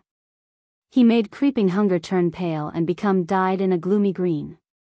It used the power of a zombie to control the deceased in front of him. The two stacked Beyonder effects finally calmed the mummy down. With embedded onyx gems for eyes, it slowly walked to Klein's side and stood there silently as though it was the most professional servant. Unfortunately, it has hexes. From inside his spirit body, Klein immediately took out a golden bead with the styles of the ancient Highlands kingdom. On its surface was deeply engraved bluish-green patterns. It came from Sharon and was specially prepared for the Tuttensis II mummy. It could effectively suppress and put an end to the hexes. Otherwise, how could the wraith dare to cast her sights on the pharaoh mummy? After twiddling the golden bead, Klein made the Tuttensis II mummy open its mouth before stuffing the bead into the mask's gap where the mouth was. In just a few seconds, the gloominess of the surroundings vanished. After doing all of this, he took a step forward and, with his spirit-body state, possessed the mummy. Then, without any hesitation, he ended the summoning and returned above the gray fog. This mummy had already become his zombie, allowing him to release it just like he did with his former marionette, Senor. There was no need for him to store it in his body. After doing a bestowment, the mummy, which was rich in spirituality, returned to the real world and arrived inside the cheap motel. After Klein cleaned up the traces, he reached out his right hand, about to grab the mummy's shoulder and teleport back to the two-bedroom apartment where Merrick and Sharon were. But after taking a look at the oil-stained yellowish-brown bandages and the dark red liquid on it, Klein silently retracted his right hand and switched to using his gloved left hand. After holding the mummy's shoulder with his left hand, he immediately began to fade, and this effect quickly spread across his body. In just a flash, Klein and the mummy had returned to the apartment from before. He wasn't in a rush to open the door to present it to Sharon and Merrick. He took out his golden pocket watch and opened it. Another 36 seconds before it's 5 minutes. Klein made the mummy pull out a chair and sit down leisurely. After a while, he finally heard a knock on the door. "Come on in," Klein replied with a smile as he controlled the mummy to walk over. When the door creaked open, the thin figure with the golden, patterned mask and yellowish-brown bandages was reflected in the duo's eyes. This figure's onyx gems shimmered before it swiftly lay itself down on the ground. Momentarily, Sharon and Merrick were at a loss for words. Having already used a wall of spirituality to isolate Azek's copper whistle, Klein dispelled his control over the zombie and pointed at it with a smile. "I'm leaving the rest to you.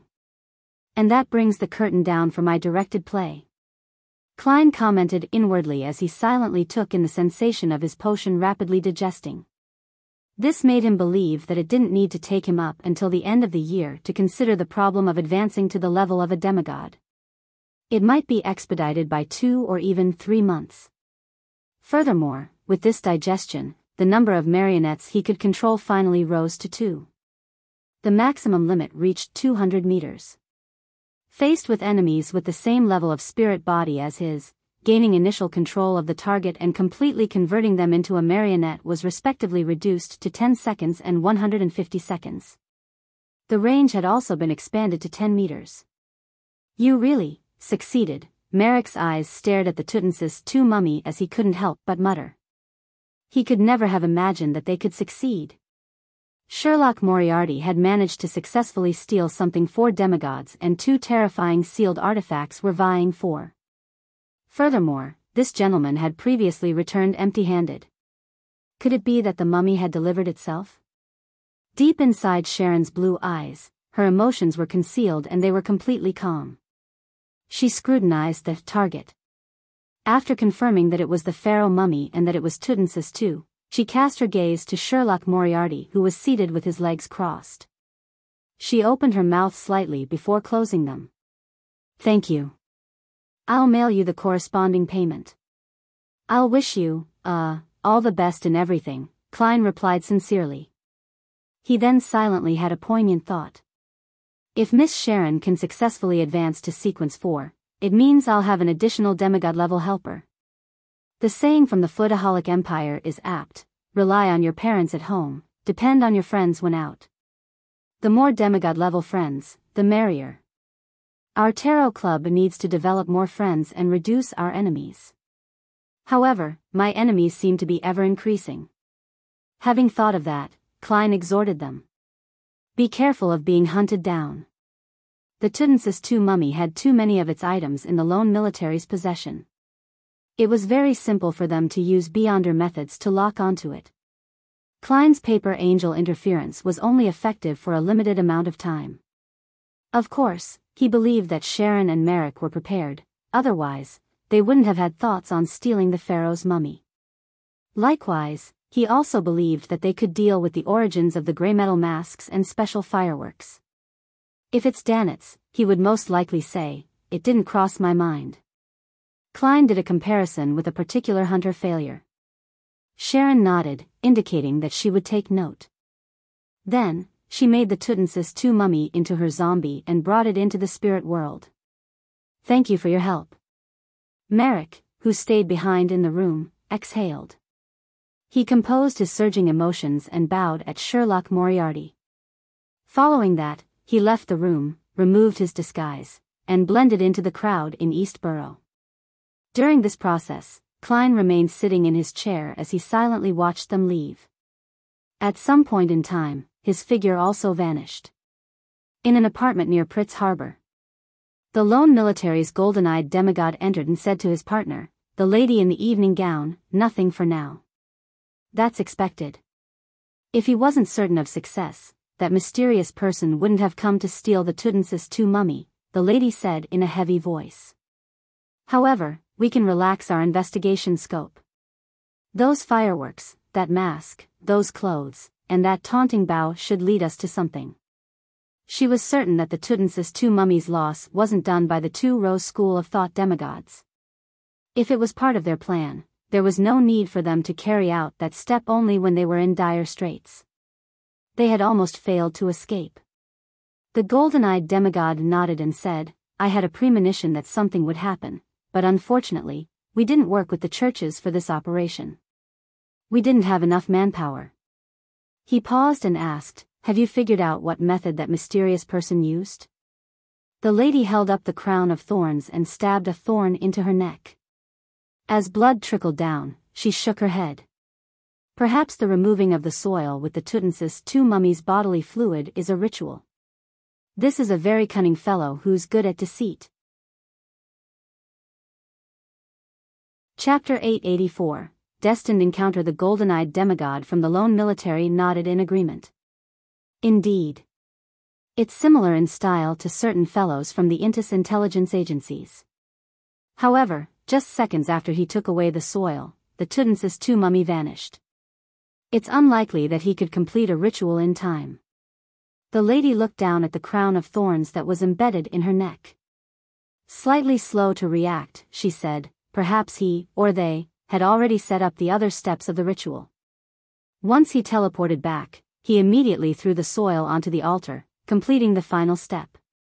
Of course, it's not necessarily a ritual. It might also be a sealed artifact that achieves a certain effect with the help of bodily fluids. There are too many possibilities for this. Although sealed artifacts' main effects and negative effects mostly adhered to the sequence traits of the 22 pathways, allowing researchers to barely come up with a hypothesis, just like how everyone had different personalities, sealed artifacts were different. Perhaps due to fusing with an object, the environment when formed, the possible existence of a high-level sequence's aura, or a curse from the original owner, these resulted in all kinds of strange traits that made them not viable for testing. No one could imagine ahead of time the different permutations and list them all out. The golden-eyed demigod pulled out a chair and Saturday, "This is very difficult to investigate, so we can temporarily not consider it. However, you missed out on a direction for the investigation.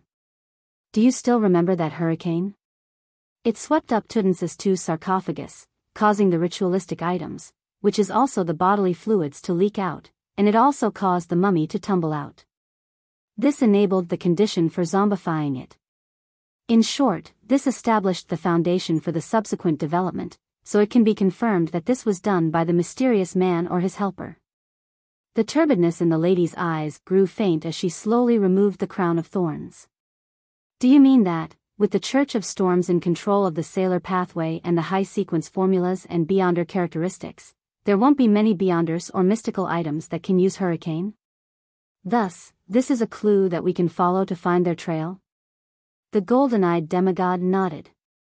"Also, I remember that not long ago, there was a case in Eastborough. The Aurora Order's Mr. X was assassinated at a gathering he convened himself. Lightning storm and hurricane had been used at the scene. This garnered a lot of attention from the Church of Storms, and they have been constantly looking for clues. To have two hurricanes happen in the same area in a short period of time and not belong to official organizations, this can't be a coincidence. I believe it can be preliminarily determined that there is a connection. The group of people who killed Mr. X and stole the mummy might be one and the same. We need to join forces with the Church of Storms to investigate. The lady lowered the crown of thorns and thought. That's a good angle. Also, from their goals and motives, we can figure out certain things. People who want to use a mummy as a zombie wouldn't take such a high risk by attempting a theft. I suspect that, to those people, the Tutmosis II mummy is something they attach additional importance to. Something that's key to a ritual?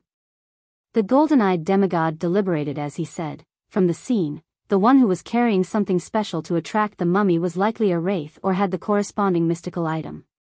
Combining the goals and motive, I have a theory. The lady's heart stirred as she blurted out, members of the temperance faction that escaped from the Rose School of Thought? Yes. The golden-eyed demigod nodded. Although the creation of mummies is influenced by aspects like the faith in death and sun worship, despite the Rose School of Thought occupying a ruling position in the Highlands, Valley, and other places, it hasn't forbidden such burial practices. This implies that mummies are of use to them. Perhaps it's the ritual requirement of one of the sequences. Upon saying this, he chuckled in a self-deprecating tone. There's another possibility. To show off and act. That bunch of people might not really want the mummy. It just happened to satisfy certain conditions, giving them the opportunity to steal. Hence, they did a grand act. To some sequences of particular pathways, this is key to digesting the potion. As a demigod, he was knowledgeable, so he naturally made many connections. The lady deliberated and said in a heavy voice, I suspect that it's not just one possibility but a potpourri of reasons. We shall use this as the foundation for our investigations. Backlund, Sherwood Borough. In a building near the Tussock River.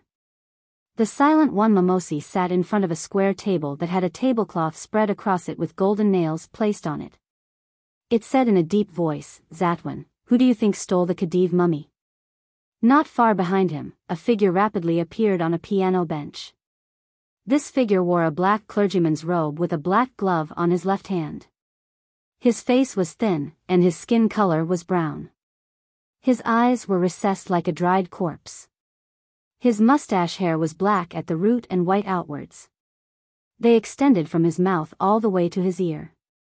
However, it wasn't thick and was rather short. It appeared rather sparse. Zatwin's eyes were close to his skin color. Despite having the bearing of a priest, he gave off a cold and terrifying feeling. He appeared to be someone who would transform amidst silence. Thinking, he said, there are only a handful of people who yearn for a Khedive mummy and would be willing to take the risk to battle demigods. And here in Backlund, there's only Sharon. She has likely received Rionette Tynker's help, otherwise, it's impossible for her to succeed.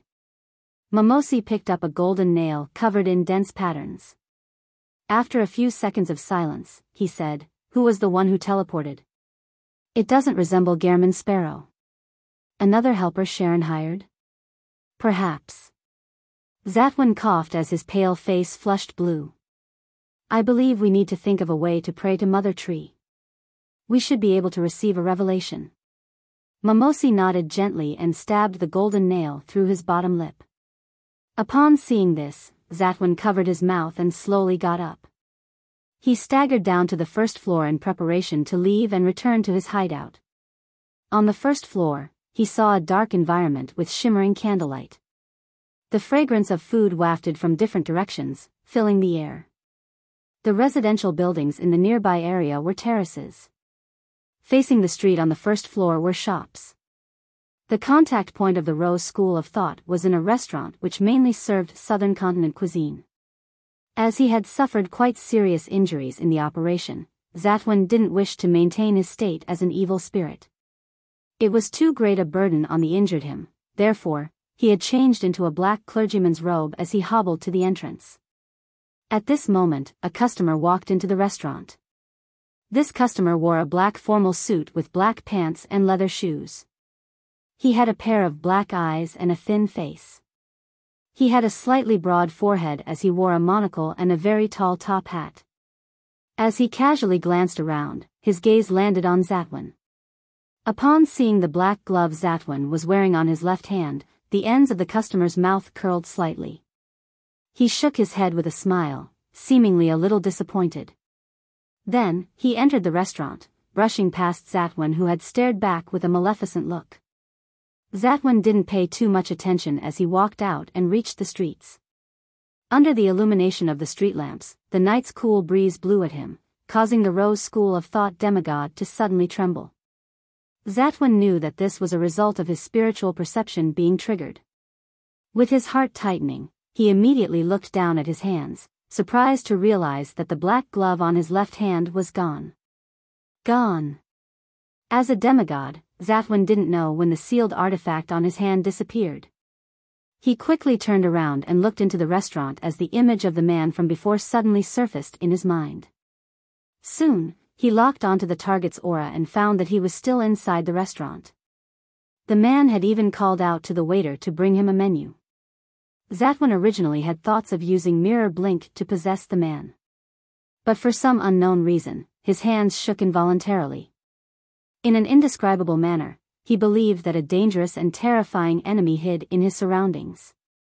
Just as this thought flashed past his mind, Zatwin subconsciously took a step to the side, walking to the end of the street as though nothing had happened. In an apartment in Sherwood Borough, Furs was reading the latest issue of Ladies' Aesthetic when she suddenly heard a key turn and the sound of the door opening. "Why are you so late today?" She looked towards the door where Zio stood. Zio ruffled her short blonde hair and said, "When I was almost home, I saw a meet-up mark from MI9. It was urgent." "What happened this time?" With piqued interest, Furs lowered the magazine in her hand. A continuation of Mr. X's assassination. Zio bent down to switch to her home slippers and said in passing. The look on Furz's face froze as her eyes darted about slightly. "Any clues?" "Not really. Back then, a hurricane at the demigod level appeared. It's not common outside the Church of Storms, and just earlier tonight, there was a small-scale hurricane attack at the dock at Pritz Harbor. A pharaoh mummy was stolen away in the chaos," Zio explained simply. "MI9 suspect that the two cases were done by the same group of people, so they are pressing informants like us to work harder at gathering intel and finding clues. My Lamenos Travels still has a hurricane." "Mr. Gehrman Sparrow? Why is he stealing a pharaoh mummy?" Furs forced a smile. "Perhaps it was done by the Church of Storms?" Zio rolled her eyes at her and quickly walked into the kitchen in search of food. Early morning, 160 Buckland Street. Moments after Klein finished washing up, and before he could open the door to let Richardson in, his spiritual perception was triggered. He saw Miss Messenger's headless body walk out of the void with 4 heads in hand. One of them was biting down on a rather thick envelope. Opening its mouth, a large pile of gold coins was spat out. "I can finally repay my debt." Klein glanced at Rionette Tinker's 4 necklace heads and said in relief, "I remember still owing you 3,413 gold coins. You can take the last installment away." Meanwhile, he had the baffling feeling that the pile of gold coins looked familiar. However, he didn't think too much about it because all the gold coins looked familiar to him. Chapter 885. 2 letters. Upon hearing Klein's words, one of the 4 heads which Rionette Tinker held immediately said, "All right." It opened its mouth and immediately sucked back most of the gold coins. Where it was stored was an unknown. Taking a look at the dozens of shiny gold coins left, Klein reached out to receive the rather thick envelope. He quickly opened it and scanned its opening. Indeed, it was the detailed information regarding Spirit World plunderers. After Miss Messenger returned to the Spirit World, he put away the gold coins, drew the curtains, and sat down under the morning sun, seriously reading the neat and tidy handwriting. "Thank you once again for your help. The Tudensis II mummy is part of the advancement ritual for me. It holds deep meaning for me. Spirit World plunderers live in the depths of the Spirit World. They're extremely rare, rich in intelligence, and very aggressive. They can capture or kill creatures and make them soul avatars. Their souls can turn into their true soul's appearance, giving them similar performance and traits. They can also disguise themselves as other Spirit World creatures. When encountering them, perhaps all the Spirit World creatures around belong to them. They might be soul avatars that mustn't be neglected. This creature can effectively influence the thought processes of their prey, causing them to enter a desensitized state. Their true soul body has potent spirituality. In clashes of such nature, they are often at a noticeable advantage. They're very difficult to find. At present, there is only one place with signs of their activity. The spirit world's Calderon City. This is a legendary city of mysterious and unknown origins. On this front, there are 3 theories about them. One is that it was once Death's residence, the entrance to the underworld. 2, it's the divine kingdom left behind by a dead ancient deity from the second epoch. Attracted by the spirit world, it sank and slowly transformed into a real yet illusory city. 3, it's a real city that was devoured by the spirit world during the cataclysm. Regardless of the theory, it elucidates one point: this city is very dangerous. It has many special and strange aspects about it. I do not have the mysticism coordinates of Calderon City. Most high-level spirit world creatures aren't aware either. I can provide 2 suggestions. First is to use a special secret deed ritual to pray to Red Light Ire Moria to receive the corresponding answer. I won't describe in detail what red light is. If you aren't aware, you can write to ask me again. The second is to find someone from the Abraham family. They have the legacy of the traveler's pathway, and they have done a deep exploration of the spirit world. Even when writing a letter, Miss Sharon exudes an extremely restrained feeling. Indeed, the pharaoh mummy is meant for the puppet's ritual.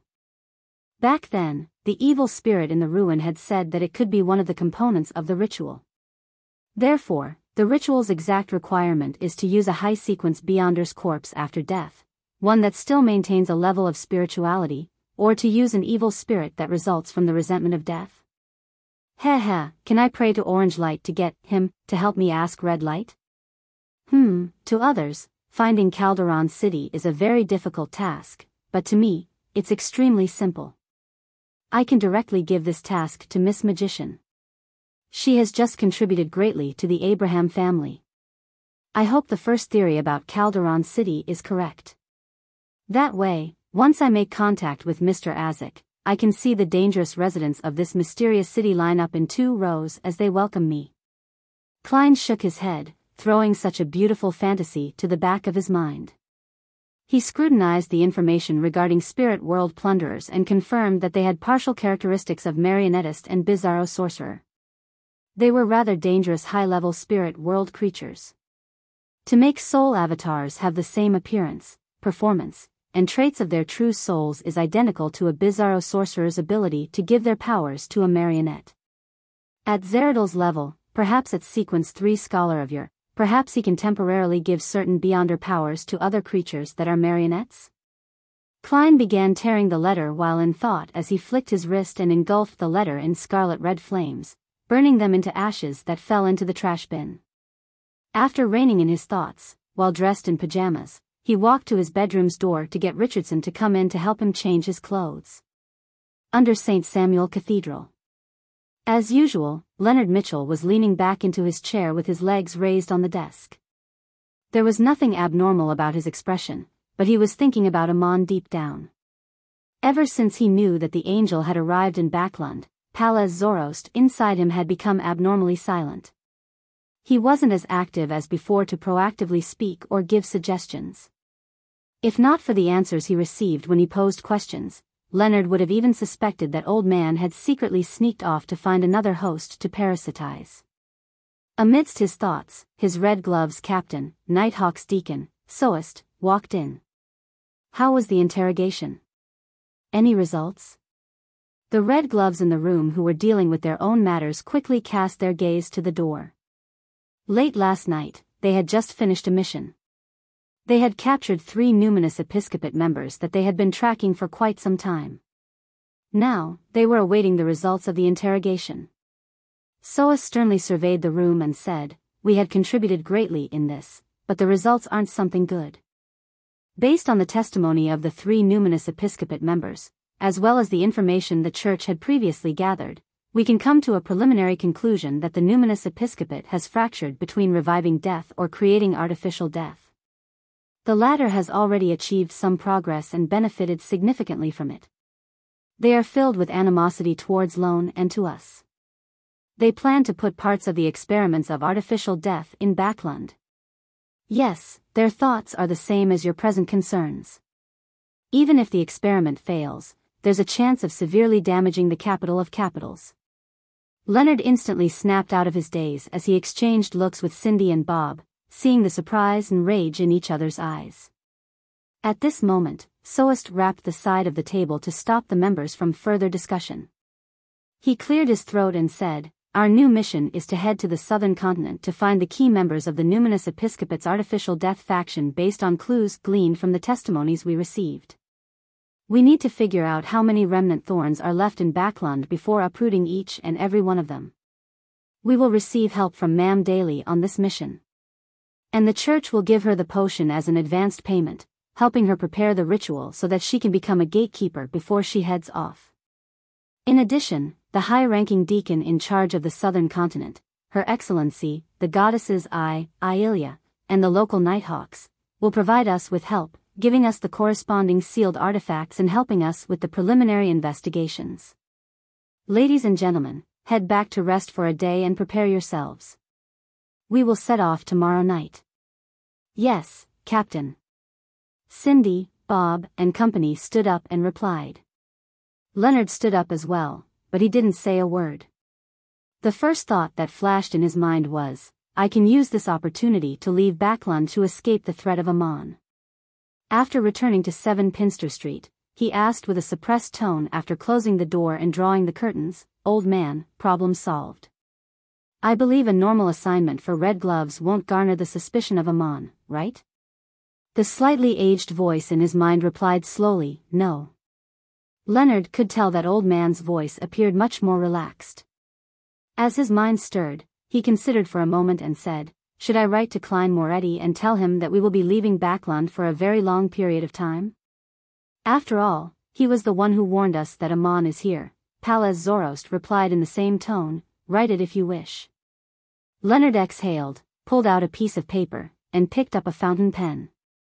He deliberated for a moment and lowered his wrist to write, "I have a mission that will require me to leave Backland." Looking at this short sentence, Leonard put down his pen and folded the letter. Soon, he finished preparing the ritual to summon the messenger. He lit a candle, took a step back, and said in ancient Hermes, I summon in my name, the spirit that wanders about the unfounded, the friendly creature that can be subordinated, the messenger that belongs to Gehrman Sparrow." The howling of wind sounded in the room as it turned intense. The candlelight burgeoned as it was tainted with paleness. A beautiful blonde, red-eyed head appeared from within. Leonard pricked his brows, and just as he was about to speak, he saw that what followed the head wasn't a complete neck, but a hand grabbing the hair. Rionette Tynker, in her dark and complicated dress, quickly walked out. The 4 heads in her hand turned in unison to look at Leonard Mitchell as they spoke one after another. "You want to send a letter? This spirit world creature looks powerful. This is a perk that Klein has for joining that secret organization." As Leonard thought, he nodded and said, "Yes." The 4 heads held by Rionette Tynker spoke one after another. "You need to pay 1 gold coin, 1 gold coin?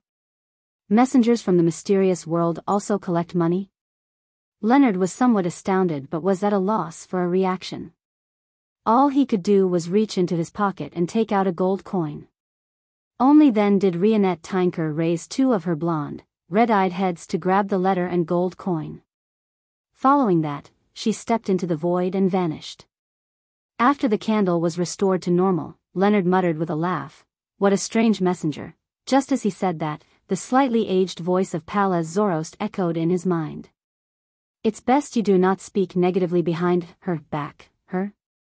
Old man actually addressed a messenger as a her? A messenger can be a her? Leonard's eyes widened immediately. Palaz coughed slightly. "Her state is very strange, not better than mine. In short, that organization that believes in the fool is more, when making contact or cooperating with Klein Moretti, it's best you be more careful.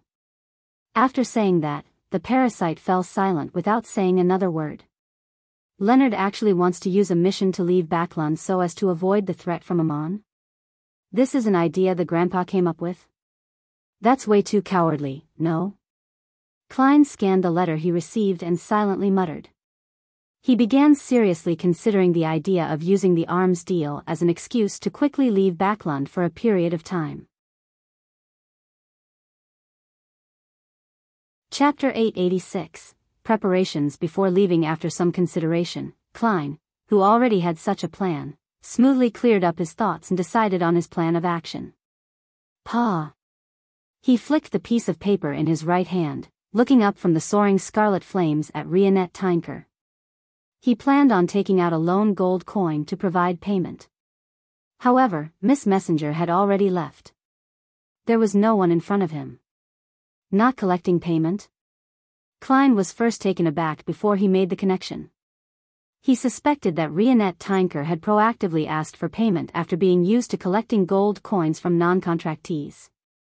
Perhaps Miss Messenger didn't say anything, she just stared at Leonard with those 8 eyes on the foreheads of hers while waiting for him to pay the gold coin. Yet, this fellow didn't realize it at all, trying to forcefully end the summon, only to have his neck snapped. Klein hissed in alarm as he used the gold coin he had just taken out to do the divination. He received the result that Leonard Miss Messenger was still alive and doing fine. He breathed a sigh of relief, put away the gold coin, and called out, "Richardson." The half-opened room's door opened without a sound as Richardson walked in and politely asked, "Sir, how may I be of service?" "Please bring the butler here." As Klein instructed, he sighed inwardly. He had really been spoiled by the luxurious life. Even when getting someone at home, he wouldn't take even half a step. He had to do it through his valet. "Well, this is an acting requirement," he said silently to himself. Minutes later, the white-gloved Walter came to the 3rd floor and let his arms hang to his side. He stood in a standard posture to the side of Dwayne Dantes, awaiting his employer's instructions. Klein had already considered his words, so he unhurriedly said, "Go to Member of Parliament Mock's place to inform him that I've prepared the first installment. Also, prepare a carriage. I will be heading to the Bursary Foundation in the morning and will return in the afternoon. If Member of Parliament Mock doesn't have time for me in the afternoon, head over to Dr. Aaron's place, saying that I'll pay a visit in the afternoon." Klein had already taken out £10,000 from above the grey fog and had stored it in a tiny leather briefcase. He was waiting for the opportune time to complete the preparation work of the arms deal transaction. And to air the cache of the grey fog's smell, he had deliberately teleported to the sea, feeding creeping hunger in passing. He was afraid that Amon, who also knew of the grey fog's existence, would detect the special smell while being in the same city, thus, seeking out the location of the treasure he was yearning for. "All right, sir." Walter didn't ask his employer how he had gathered the first installment. If memory served him right, Dwayne Dantes hadn't been to the bank recently. Of course, this wasn't something to be bothered with. Often, foreigners, especially tycoons from Desi or Mid-Seashire, would prepare briefcases filled with large sums of money ahead of time. 22 Phelps Street, Lone Charity Bursary Foundation Headquarters. Klein walked through the main door and went straight to the 2nd floor where he found the reception room for directors. As an honorary director who occasionally participated in certain work, he didn't have an office here, but he could use the reception room. He clenched his right hand into a fist and held it to his mouth, deliberately coughing before stepping into the reception room. In there, he sat on the sofa. After a short wait, he stood up again and said to Richardson, who was waiting beside him, "I'll first head to the washroom." After buttoning his coat, Klein stepped out of the room and happened to meet Justice Audrey walking out of her own office. This noble lady was wearing a rather simple dress today. It was white adorned with dark green. Her sleeves and collars had frills, and at her chest were layers of intercrossed lace that formed a bow tie-like flower. She didn't even wear any jewelry. She had a girdle which he couldn't tell, but near her left arm, her clothes clung to her skin when the wind blew, allowing a slight protrusion to appear. "Good morning, Miss Audrey." Klein wore a look of pleasant surprise as though it was a chance encounter. Audrey glanced at the good-looking Dwayne Dantes with gray sideburns and replied with a smile, "Good morning, Mr. Dantes." She had wanted to cheerfully say, "Long time no see," to snide at him for not being to the Bursary Foundation ever since the opening ceremony. But considering how their relationship was that of acquaintances, she held back from saying such words. Klein rubbed his temples and shook his head with a wry smile. "I'm very sorry that I'm only coming today. I've been very busy recently. I can foresee myself being even busier in time to come. I might make a trip to the southern continent to handle certain matters." The reason why he specially came was that he wanted to inform Miss Justice that he was leaving Backland for some time. It was to express his sincerity, hoping that this noble lady could help him watch the Bursary Foundation and allow it to be operated smoothly. To Klein, he wished from the bottom of his heart that the Bursary Foundation could help more of the poor that required assistance. Southern continent?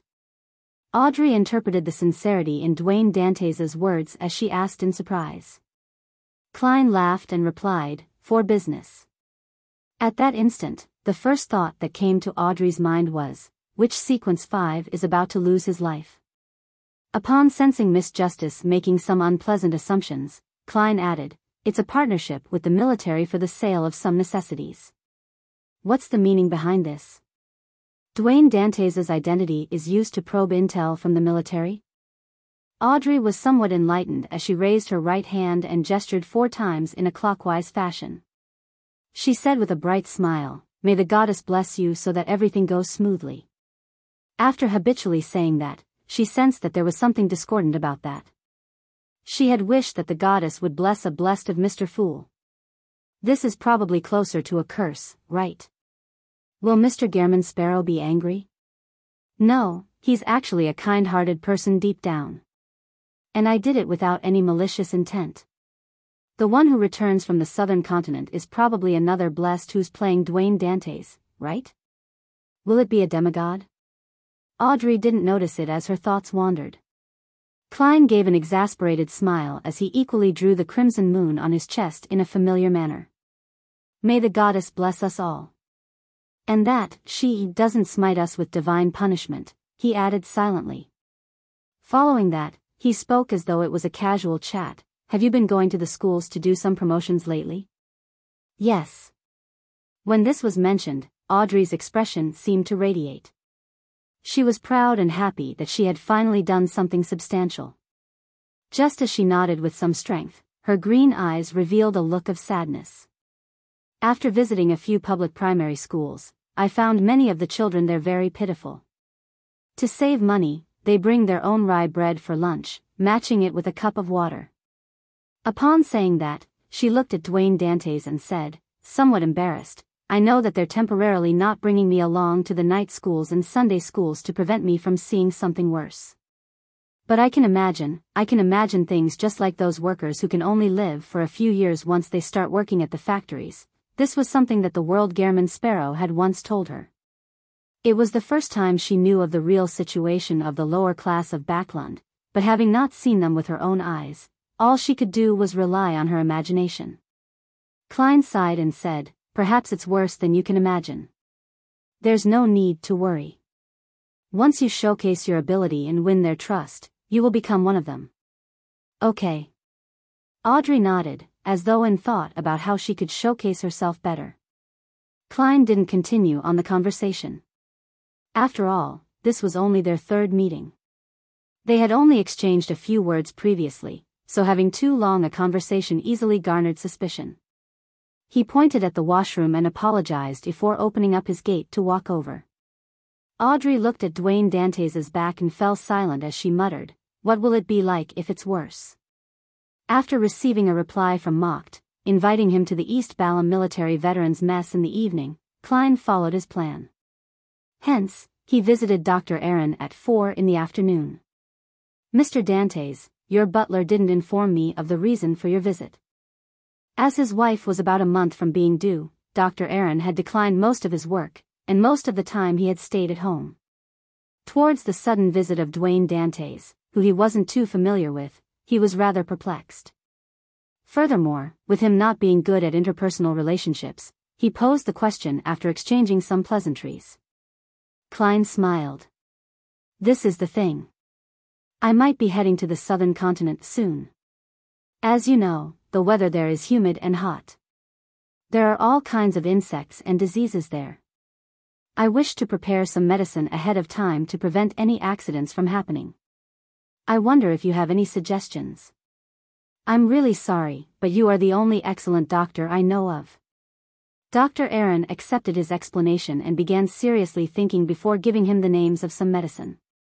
Towards the end, Klein, who had written a note filled with words, used the excuse of a stomachache to use the washroom on the first floor.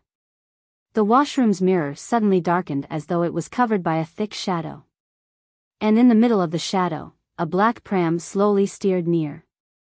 In it was a blurry child wrapped in silver silk. What is it this time? Wuxia Septon questioned using his bright voice. Klein coughed dryly and forced a smile. You should have heard that I'll be heading to the southern continent. I don't wish to miss your birth, so I would like to know when you plan to have your birthday. Wuxia Septon sucked at his thumb and said, I don't know.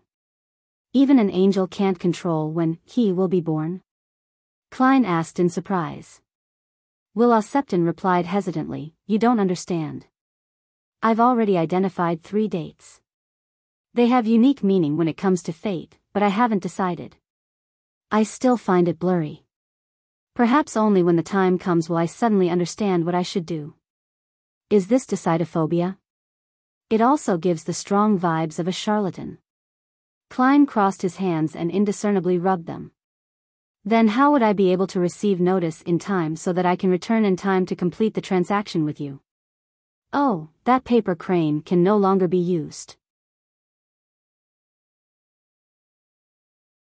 Chapter 887. Familiar figure. Upon hearing Klein's question, the infant wrapped in silver silk raised his fleshy arms and threw them up. I can't do anything about it either. I'm still in my mother's womb. Although you can no longer write on that paper crane, it can still help me locate you. If there's anything, I will inform you. Klein had already expected such an answer from Wuxia Septon. He maintained his smile and explained, that paper crane is already damaged. I think it will have problems locating my position. Following that, he gave his suggestion, perhaps we can do this, you can summon my messenger when you're born to write to me. He wasn't too worried that Wuxia Septon's birth would result in anything abnormal, causing the snake of fate to have to change locations while in a baby's body. That would prevent him from contacting him again. Inside the black pram, Wuxia Septon gaped his mouth before closing it again, momentarily not giving an answer. After a few seconds, the infant's mouth curled and said, Do you think that's realistic? Not only are you getting a newborn to write a letter to you, he still needs to hold a ritual and summon a messenger. Klein chuckled and said, But you're a snake of fate. The laws of nature still need to be respected. Wuxia Septon threw down his arms and smacked the cushion beside him. This infant thought for a moment and said, Let's do this. Get someone to watch this area. Once they realize an infant is born, they can immediately inform you. Klein's eyes darted about for a while before saying, That works. On this matter, he had many people he could get help from. He could hire a gangster through Sharon and inform him via his messenger, or he could get the usually free Emlyn White to do it. He could also hire bounty hunter, Miss Zio, letting Miss Magician be responsible for informing the world Gehrman Sparrow of the developments. He could also get a Rhodes to take note of the surroundings and report to him through a one-way communication method. However, that fellow, Emlyn's nose is very sharp. I wonder if he will smell the placenta blood and be able to identify what it truly is. If that's the case, it might result in him suffering the impact of seeing a mythical creature.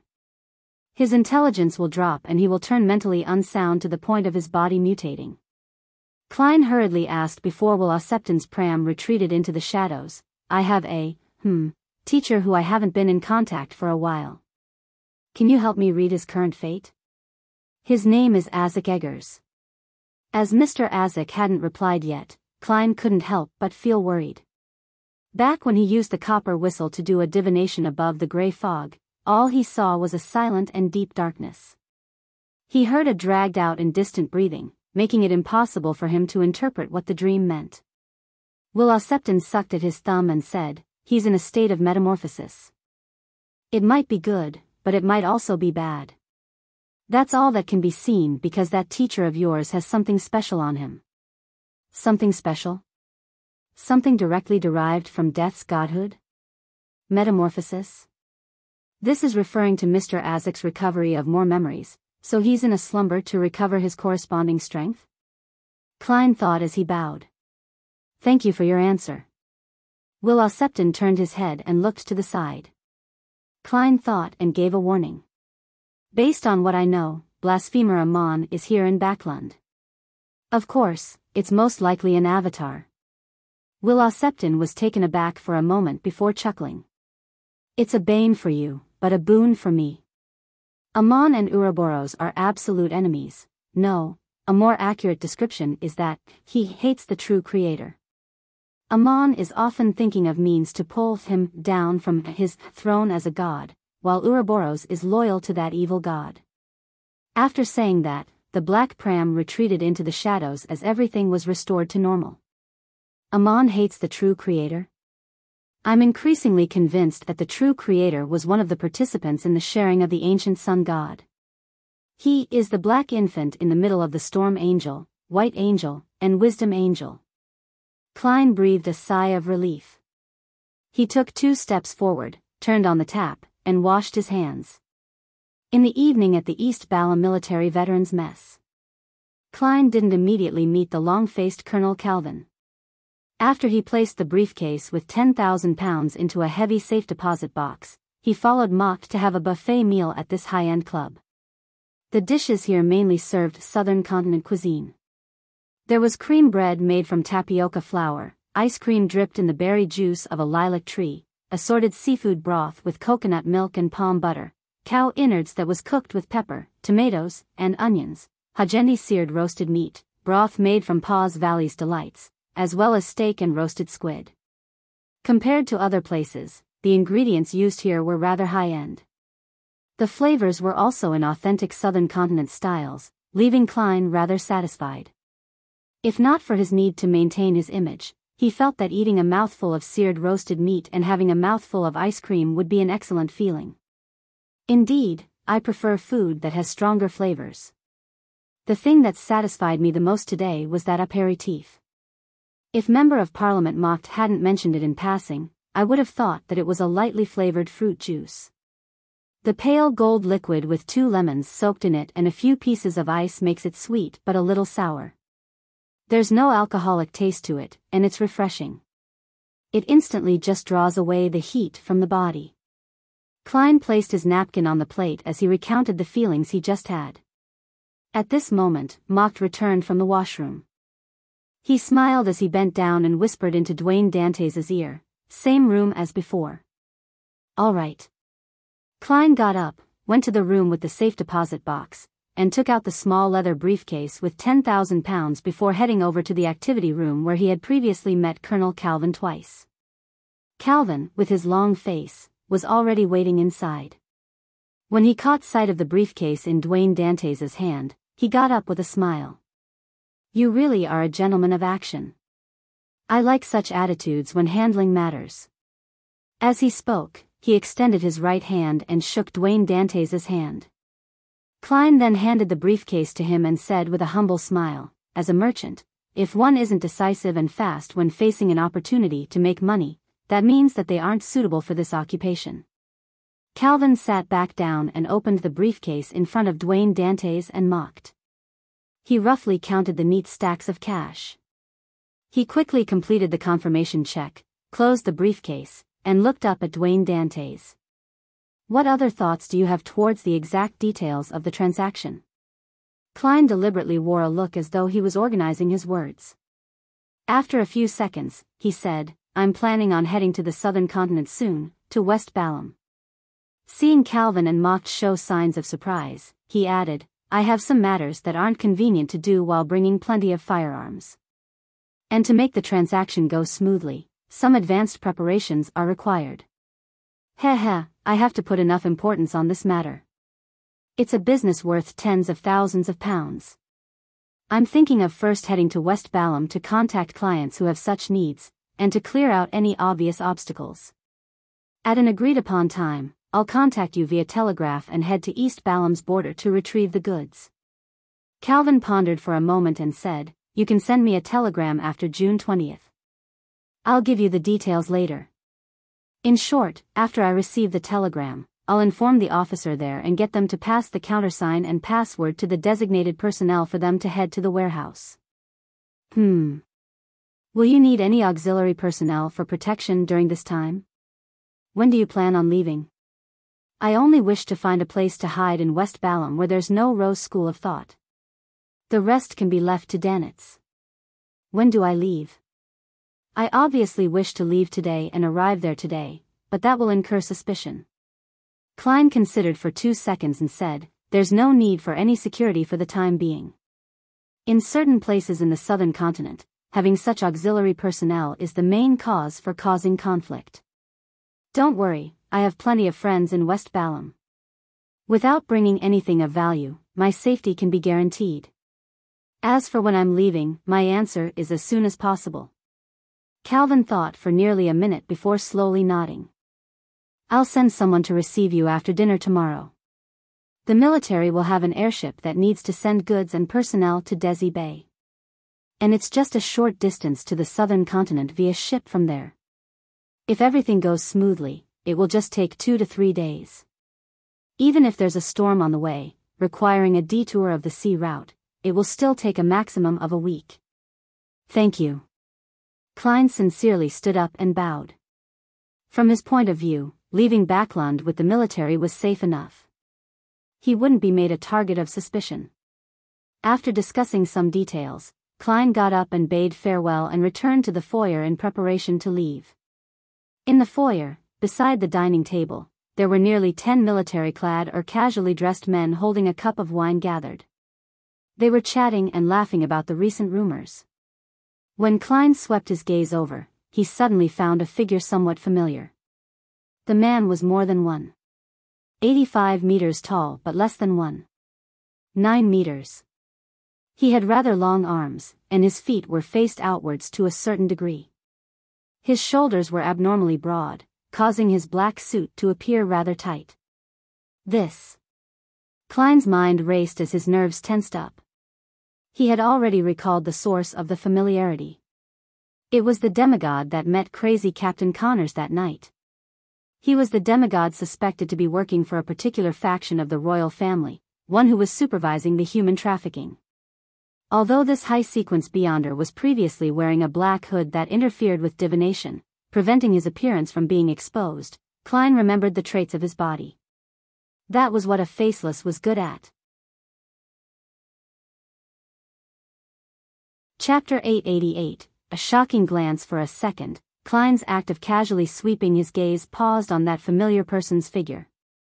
He immediately sensed the abnormality in his reaction, since a demigod's spiritual perception wouldn't fail to notice it. His back muscles tensed up as his mind raced, producing figurative sparks. He didn't immediately move his gaze away as he continued looking at the demigod suspected to be from the Black Emperor pathway. He smiled at Mocked and said, "This place really isn't just for veteran officers." This sounded like a result of careful observation, but it was nothing but meaningless chatter. Mocked chuckled. "Any club will exceed its original restrictions when it further develops itself." His answer didn't seem to offer anything, but on careful consideration, it did seem to imply something, or perhaps something that was the complete opposite. At this moment, the broad-shouldered and long-armed gentleman in a black suit had also naturally turned his head. He looked at the two men, and he noticed that the tycoon who had donated £15,000 was looking at him and his companions while engaging Member of Parliament Mocked with a whisper. This made him feel that his look of surprise was more of a natural reaction towards learning of his occupation. Then, he retracted his gaze and continued his topic of conversation. And at this moment, Klein's back was covered in a layer of cold sweat, and his legs were going limp. Although he had, in a way, faced the demigod before and had even fought with him, to have such a close encounter in such a small place, with danger happening in a split second, this was a first. And more importantly, he was far from prepared to face a demigod. Not only did he lack a marionette, all he had on him was death knell, Azek's copper whistle, and the adventurer's harmonica. The sea god's scepter was impossible to bring on his person. Furthermore, the usage of it had strict environmental limitations, otherwise, it would result in massive damage. If he kept Grozel's travels on him for too long, he might be pulled into the book world. When that happens, it would become troublesome trying to exit it. Creeping hunger was still lacking a seal, so it needed to feed every day. Unless necessary, it was impossible to take it out ahead of time. The Fate Siphon charm was made from a worm of time, so it was an unknown if it would attract Amon. Unless he could use it very quickly, Klein obviously lacked the courage to bring it on him. If the demigod who was suspected to be from the Black Emperor pathway had discovered something wrong with him, there was only one optimal solution he could think of. It was to blow the harmonica and summon Miss Messenger to get her to help him escape Backland via the spirit world. He had never thought of letting Rionette Tinker engage in a direct battle while he held Death Knell from the side to find an opportunity to fire. This was Backland, the home ground of the official Beyonders. With Miss Messenger's unique appearance, that man could easily pin a crime on her, and what awaited Klein would be a joint attack on him. There was bound to be increasing numbers of demigods and powerful sealed artifacts. How harrowing. Klein moved his gaze away in a manner that adhered to logic. Using the clown's ability to control his legs, he walked to the door in a completely normal manner. He didn't ask mocked who those people were, to appear uninterested as a way to prove that it was all just a casual glance. However, that person turning to look at him had exposed his appearance to Klein. He had thick but unmessy black brows with a short and hard crew cut of the same color. He had dark blue eyes and a high nose bridge with a bushy mustache spreading out from his mouth. He had a long face with accentuated outlines as well as callous curves. He had strong masculine vibes and was probably in his 30s or 40s. It was difficult to determine. Just on his appearance alone, Klein felt that he looked more like an Arbiter Pathway's demigod rather than one of the Black Emperor Pathway. Of course, this demigod's bearing was closer to that of a warrior's, but he was too short. Having had a clear look at him, Klein didn't need to inquire further. He could directly get a Rhodes to answer him. Even if he was still wary of the magic mirror, he could always commission Miss Zio, Miss Sharon, and company to do a simple background check. He believed that no matter how well hidden this demigod was, it was unlikely for him to have a low-ranking position. It would be easy to figure out who he was. 1 step. 2 steps. 3 steps. Klein left the East Balam military veterans mess in a normal manner. When he boarded the carriage, he leaned on the wall, closed his eyes, and kept silent for a few seconds. Inwardly, he let out a long sigh. The disconnected trail of clues leading to the truth of the great smog of Backland has finally been connected again. He didn't open his eyes or say a word, as though he was recounting the business problems he had previously discussed. But in fact, it was to quell his emotions that had been left in an upheaval. During this process, Klein realized that Richardson had tried to speak a few times, only to shut his mouth again, doing so as though he was stumped. Ultimately, he didn't say a word, focused on preparing marquee black tea for his employer. Due to his previous encounter, Klein momentarily didn't have the capacity to be bothered about him and had pretended to not notice it. Amidst the silent atmosphere and grinding wheels, they returned to 160 Buckland Street.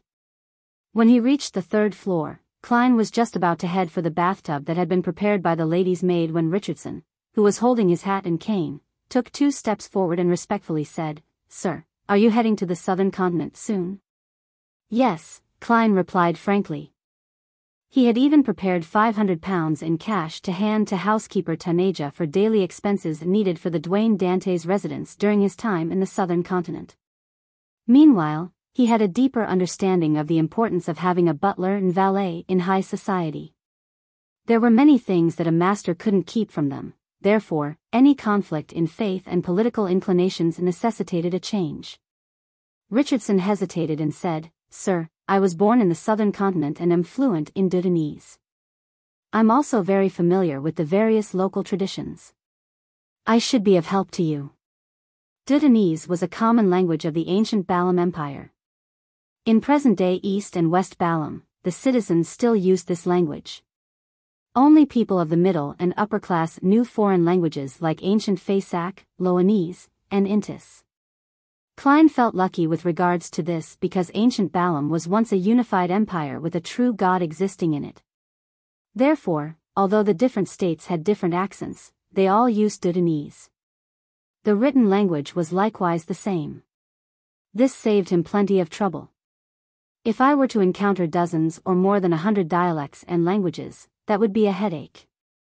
However, Dudanese and ancient Phasak doesn't belong to the same system. I'm unable to easily grasp the various branches by learning the latter. Finding an interpreter is necessary. Oh, Anderson seems to be fluent in Dudanese. He never seemed to mention having any problems with communication in West Balam.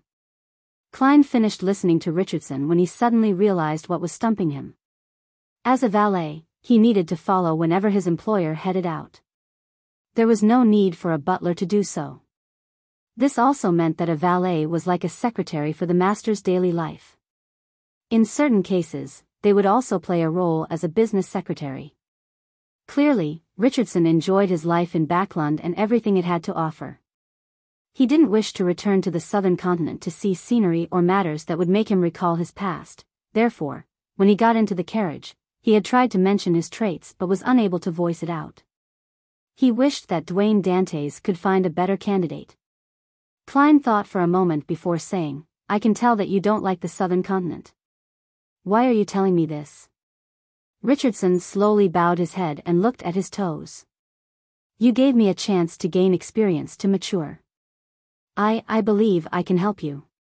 Very simple feelings of gratitude. If you hadn't said so, no one would know that you knew Dudanese. After all, you were born and raised in an East Balam colony manor. Klein carefully sized up Richardson, chuckled inwardly, and made some silent poignant comments. However, he didn't plan on letting this valet of his follow him to the southern continent. Firstly, it would make it inconvenient for him to carry out certain operations. Secondly, if he was recognized by some Nation Re-establishment Society member of the numinous episcopate, it might end up affecting the rest of his life. Klein laughed and replied, I have plenty of friends there. They're all fluent in Dudanese and are aware of the traditions there. You have more important things to do. Stay in Backland. Help me deliver some gifts to my friends at fixed periods of time. I'll be giving you a name list when the time comes. Also, read more papers and take note of investment opportunities and also perform on-the-ground checks. Finally, give me a corresponding report. I will get Ma'am Taneja to specially prepare some funds for this. Richardson was somewhat surprised before saying in pleasant surprise, Yes, sir. I will work hard. At that instant, he felt that he was being put in an important position as his eyes blurred up. From the moment he was born, this was the first time he felt hope for his future. It was something to look forward to. After dismissing Richardson, Klein took a comfortable bath to soothe his tense nerves. Then, he wore his pajamas and returned to the bedroom. Taking a pen and paper, he drew a symbol that was a mixture of concealment and mystery prying. The full-body mirror's surface ripples with aqueous light as silver light formed Loanese text, Exalted Great Master, your puny, loyal and humble servant, Rhodes, is here to answer your summoning. Are you about to leave Backland again? Klein nodded and said, Yes. Without waiting for Rhodes to mention that he could question it, he asked, Can I still contact you in the southern continent? Of course. As long as you take out that magical radio transceiver. On the surface of the mirror, silver words quickly formed. However, you cannot leave it out in the real world for too long or use it too frequently. There are plenty of beneficiaries of the Mother Tree of Desire. She can use it to detect you. Klein nodded gently and asked, What do you know about the Mother Tree of Desire? Rhodes suddenly fell into silence. It was only after a very long time that its silver luster formed a complete sentence. I don't dare to mention it, nor do I dare to show it. Chapter 889, Warning to everyone: don't dare to mention it or show it. At least for a Rhodes, the mother tree of desire is definitely stronger than sequence 1 Zeridal. No, it's even stronger than the monster pathway's uniqueness, die of probability. There should be a way to circumvent the restriction to get a Rhodes to display the corresponding information, such as bringing it above the gray fog. Heh, how is that possible? That won't happen unless I'm already an angel and in complete control of that mysterious space. Klein's eyes moved slightly without pressing the question. He asked, "It's your turn to ask." The full-body mirror's silver light turned brisk, forming a new sentence. "Great Master, what other instructions do you have for me?" Nice question. Klein thought for a moment and said, "After I leave Backlund, take note of Dr. Aaron Series' family. Once his wife gives birth, remember to mention it to me when I summon you." After careful consideration, Klein believed that leaving this matter to a Rhodes was for the best. After all, no one could monitor Dr. Aaron's residence 24 hours a day. And what Klein needed to do was to switch residences at the end of the month to turn on the radio transceiver once. "All right, Master," the words on the mirror reflected a Rhodes's mood. "I have a question." "Speak." Klein nodded, giving permission. This time, the sentence a Rhodes presented were filled with pauses as though it was very hesitant. "Great Master, what relationship does that child have with you?" It seemed to be puzzled why a supreme ruler above the spirit world would pay so much attention to a yet-to-be-born infant. I've already said that it's the yet-to-be-born child of Dr. Aaron Series, yet a Rhodes fails to notice anything special about Wuxia. When it comes to hiding his fate and special traits, a snake of fate is far better than the angels of the other sequences. However, the magic mirror is able to accurately give me the time when Tail Devourer Ouroboros would leave Backlund. It's likely that Wuxia's reboot makes it difficult for high-leveled existences to notice anything. This might also be why he can avoid the angel of fate. Klein answered in enlightenment, "Friends. About being Wuxia's godfather, it was just a casual thought." He didn't have much confidence about that or dare to force it, afraid that he would annoy the snake of fate. "Only friends," a Rhodes revealed an inexplicable sense of disappointment in its words. "Great Master, you can ask a question." Klein thought for a moment before saying, "Do you know who the person I met at the East Balam Military Veterans Mess is? If you aren't sure who I'm referring to, I can draw him for you." In the dark and deep mirror, aqueous light surfaced, producing a cold and bearded man with dark blue eyes. It was none other than the demigod Klein suspected to be of the Black Emperor pathway. Meanwhile, the corresponding text appeared beneath the picture. "He's Brigadier General Konas Kilgore. He's from MI9 and is a deputy director. He's known to be a sequence 5 from the lawyer pathway, but he wields a powerful sealed artifact. Mi-9. Brigadier General. Deputy Director. From the looks of it, he's the representative of the spy network for the faction of the royal family." Klein memorized the information given to him by the magic mirror. But for a moment, he was at a loss as to the direction for the investigation. After all, Konas was a demigod, and be it spying or sounding him out, it would easily put him in an alert state regardless of whether he did it himself or commissioned someone else. It was bound to provoke revenge. The only reliable idea he had was to rely on Miss Justice to do some gathering of information. Not only was her standing high, she also had the social connections to obtain the relevant information. Furthermore, she was a sequence 6 of the spectator pathway. She could steer topics of conversation without garnering any suspicion, allowing her to complete her observation stealthily. I have to say that, although spectators have lacking combat abilities, they are a force to be reckoned with in other aspects. Besides, with the powers of psychiatrist and hypnotist, spectators can control and guide the direction of a battle to a certain extent. Klein reflected over it as he wondered what else he could ask a Rhodes about. At this moment, the light from the mirror's surface faded and formed a new sentence. "Great Master, do you wish to know the mastermind behind Quarren's suicide? You are even providing me intelligence on your own accord? Although I've already extricated myself from this matter, I haven't been too actively involved in it and am just awaiting the Nighthawk's investigations. I didn't even find it necessary to ask about it. Klein chuckled inwardly and nodded. Yes. The full-body mirror produced a silver line of text, Royal Family's consultant, Vin Rambus, one of the counselors of the psychology alchemists. Psychology alchemists? Royal Family's consultant? Klein immediately frowned. He found it difficult to determine what the psychology alchemists were plotting, or if a particular faction of the royal family was dissatisfied with the current political climate and was attempting to nudge it. The psychology alchemists isn't like I imagined, being focused on academics and the exploration of ancient ruins. Do all secret organizations attempt to grasp power at a certain point to influence the world? An anchor's requirement? I wonder if Vin Rambis's ploy is a personal act or decided by the organization. If it's the former, that's still all right, but if it's the latter, it will be easier for Miss Justice to encounter difficult choices as her standing in the psychology alchemists rises. Klein's thoughts whirred as he returned to the question and answer game. He deliberated and asked, "What else do you wish to say?" If anyone else had asked such a question, Klein believed that Erodes would smite them with lightning or use another malicious method to tease them.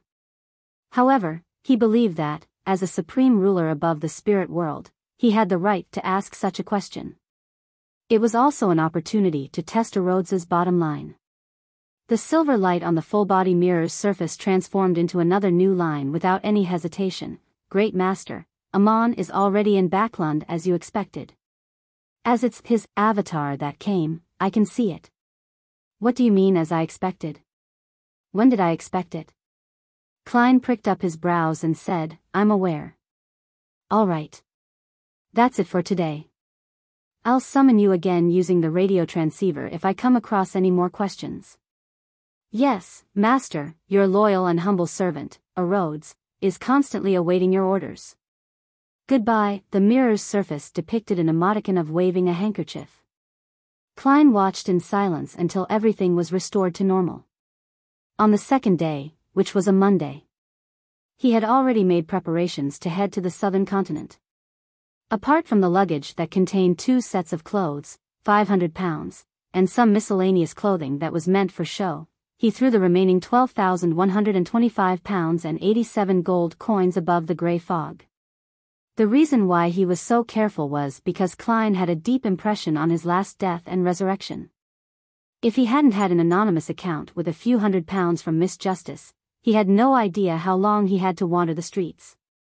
Perhaps he had to really get a job at the circus to be a clown, or he'd have to head to a certain gangster leader's place to borrow some money.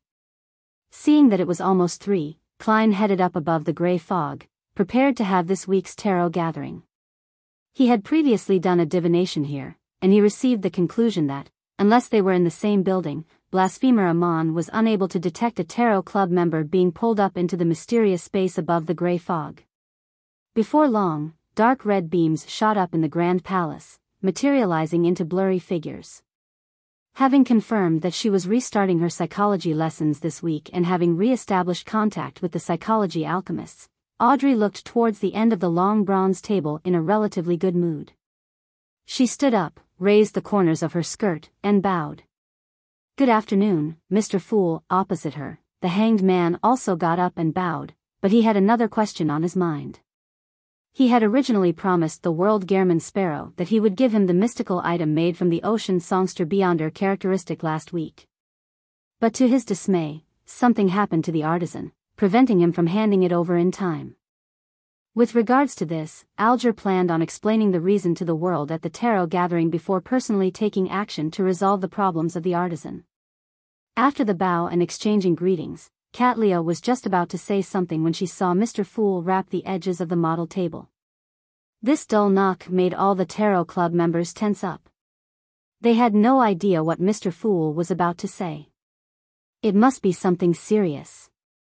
Something that's emphasized by Mr. Fool at the beginning must be something serious. Audrey determined inwardly. The Fool Klein surveyed the area and said with a smile, "Amon recently came to Backlund. An avatar. Amon? Blasphemer Amon?" Derek instantly felt his unpleasant memories become invoked. Be it parasitizing the former team captain, asking, "Are you looking for me?" or coiling around his spirit body like a snake, Amon with his pointed hat was a nightmare he couldn't shirk away from. One had to know that, as a resident of the City of Silver, Derek had seen plenty of terrifying monsters.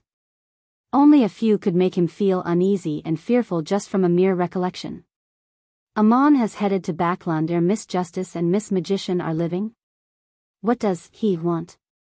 What should they do? Derek suddenly felt nervous for his companions. Amon. This ancient king of angels has returned to the real world? Indeed, when a revolution is about to happen or is descending, the waves of the times will come flooding in.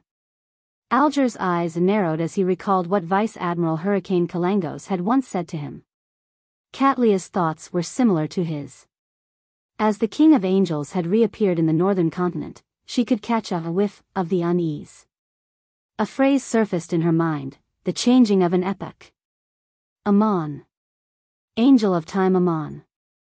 An ancient king of angels. Audrey trembled in concern. She glanced at the magician Furs and Mr. Moon, who wore blank and horrified looks and couldn't help but look towards the end of the long bronze table. Honorable Mr. Fool, can I think of a way to inform the church of this matter? Chapter 890. Ignore him. Regarding Miss Justice's question, Klein had already considered it some time ago. After all, leaving troublesome problems to the official organizations who could resolve them was his modus operandi. However, Leonard's and Palaz Zoros's reaction made him realize something different. Leonard was a red glove of the Nighthawks. He could easily create an informant to pass the news of Amon being in Backland to the Church of Evernight, and then let the Archbishop and high-ranking deacons decide on a strategy before carrying out an operation. It wouldn't expose his problem, and it could also quash any latent troubles. Yet, he had chosen to leave using the excuse of a mission. It was obvious to Klein that Amon's appearance was tied to the reason for Leonard's choice of action. He had the suspicion that informing the Church of Evernight might result in unpredictable negative outcomes. Therefore, the angel of the Marauder pathway in Leonard's body had denied this choice of action. And he was one of the existences who knew the various beyonder powers that Amon possessed. When I have no idea what to do, the choice is undoubtedly to emulate those with experience. Although there's the gray fog separating us, and any problem will cease at Miss Justice's side, there's no need to take such risks. There aren't many members of the Tarot Club to begin with. Every one of them needs to be cherished. Thoughts flashed through the fool Klein's mind as he shook his head and said with a calm, humored tone, "Ignore him. Ignore him." Mr. Fool's attitude is as if Amon is a stray dog. In his eyes, only Sequence 0 true deities are worthy of attention? That's right. The last time the sun was possessed by Amon's avatar, Mr. Fool had easily cleansed it away. As long as Amon doesn't appear in person, it's not too big a problem for him. The reason Mr. Fool emphasized this matter at the beginning is to warn us to be careful. Alger thought in fearful respect and enlightenment. Audrey similarly interpreted the meaning that it was a trivial matter. She suddenly made the connection. Is Mr. World Gehrman Sparrow's temporary departure of Backland to avoid Angel of Time Amon? To Mr. Fool, although he is still slowly recovering his standing, level, and powers, it's not difficult for him to deal with Amon's avatar.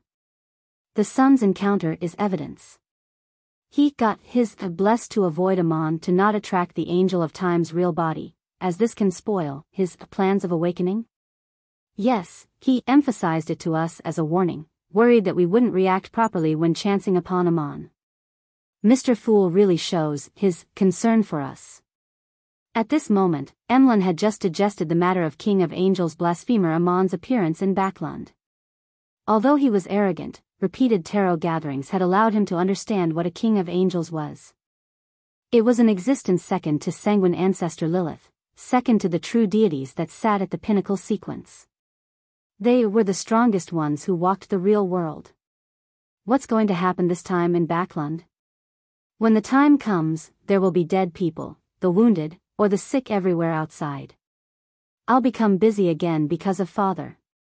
Emlyn recalled his life after the great smog of Backlund as he showed signs of fear that such matters would happen again. Furs also felt that the problem was significant. This was because if Angel of Time Amon really wanted to do something, it was very likely that he would inflict damage on a large scale. It was something that she could avoid by hiding at home and not heading out. She silently drew a breath and looked to the end of the long bronze table, worriedly asking, "Honorable Mr. Fool, why is Amon sending his avatar to Backlund?" Klein deliberated over his choice of words and looked around the table with a smile. "To look for all of you. To look for us?" The sentence seemed to be like bolts of lightning that struck Furs and company awake. It left their spines numb. Right on the heels of that, Audrey made the connection of the reply to "ignore him" from before. She found Mr. Fool like the boundless ocean, and a mere avatar of blasphemer Amon was just a rock. It could only cause a tiny stir and nothing more. Although Amon's avatar came to find us Tarot Club members, Mr. Fool has said to ignore him, so there's no need to bother about him. Praise Mr. Fool. Audrey's nerves that had just tensed up instantly relaxed. Emlyn, Furs, and Derek also figured out something similar. They either leaned back into their seats, exhaled openly, or praised Mr. Fool from the bottom of their hearts. Katlia hadn't joined when Amon possessed the son Derek, and she had only learned of it during a few of the subsequent discussions. Therefore, she knew little and didn't have deep thoughts about it. She just felt worried over the situation where Amon, a king of angels, was seeking out the Tarot Club members. Why would a king of angels like Amon target the Tarot Club? He likely discovered our organization from the sun. What goal does he have, and why is he so confident? He is targeting Mr. Fool. He can sense the abnormalities of the gray fog. But Mr. Fool said to ignore him. This means that, under normal circumstances, Amon is unable to tell who is a Tarot Club member. With Kings of Angels appearing, is the fifth epoch coming to an end? After Alger relaxed from his tense state, he began thinking about something else. Back when he informed the Church of Storms about Bansi Harbor's problem, his excuse was that he had heard someone at a bar mentioning it. And he had described this person using blasphemer Amon's image. Thankfully, even if the church were to encounter Amon, with the way they handle things, they wouldn't verify and question this matter. And regardless of Amon's performance or because of his identity, they will definitely find him extremely suspicious and place weight on this suspicion. Alger wasn't worried that he would expose himself for this trivial problem. He only believed that it was best that he should be careful and not randomly use high-ranking Beyonders, especially angels and above, as scapegoats. Hence, he warned himself. Although not every high-ranking Beyonder is at the level of any mention of it will be known, or have similar powers, mentioning it excessively might result in me encountering that existence due to the machinations of fate. After all, the higher one goes, the deeper the connections of fate will be. Seeing that the Tarot Club members, especially the three who were in Backlund, had already shown signs of wariness about Amon's avatar and had written off the thoughts of being rash and not plan on targeting the blasphemer, he calmed down and leaned back, leisurely looking at everyone as an indication that the floor was theirs. Katlia reigned in her worries over the northern and southern continent and the 5 seas before looking to the seat of honor at the long bronze table. Honorable Mr. Fool, I have 3 new diary pages again this time. She remembered vividly that, at the end of last Monday's tarot gathering, she had informed the meaning of the 2 Roselian characters to Queen Mystic. However, she only received a reply on Sunday. In it were 3 new diary pages and a question of medium length. The place his mind and spirit calls home, is it on that island, or the depths of the cosmos? When Katlia ruminated over this question, she seemed to sense the emotional upheavals that were happening when Queen Mystic wrote it, unlike her usual calm self. With regards to this, she sighed silently based on her understanding of Queen Mystic Bernadette. In Her Majesty's heart, Emperor Roselle is an unresolved knot. This is the reason why she ultimately doesn't dare to advance to Sequence 2. Klein had no idea what Ma'am Hermit was thinking. All he did was nod and indicated that she could conjure the new Roselle diary pages. Soon, the 3 yellowish-brown goatskin pages appeared in his palm. March 10th. I participated in that ancient and most secret organization's gathering. After many observations, I'm increasingly puzzled over a problem. What does it mean to be the trend of the times? Who defines the trend of the times? If it's really as they claim, when everything ends and the original creator is resurrected from the dead, awakening from his slumber, he would gather everything back into his body to create a new world and new history. Then, there's no need for them to let the times develop according to what they expect of the times. They can quickly come up with all kinds of schemes, such as triggering a world war, a war between angels, or even a war between deities. Wouldn't that accelerate their goals? Or could it be the case that the times is part of the original creator? Only when the times develop according to a certain expectation can he draw energy from it and revive? This isn't scientific. Of course, whatever I see and participate in now isn't scientific at all. Actually, if I had any say, why revive the creator who rides above all? Everyone can just go through the motions and enjoy themselves without any restrictions. Isn't that better? Based on my observations, there are many members who share similar viewpoints as mine. However, there are a number of members who are stubborn and inflexible, strictly abiding to their beliefs. I wonder if they should be called idealists or crazy cultists. What I can't see through the most is that mysterious leader.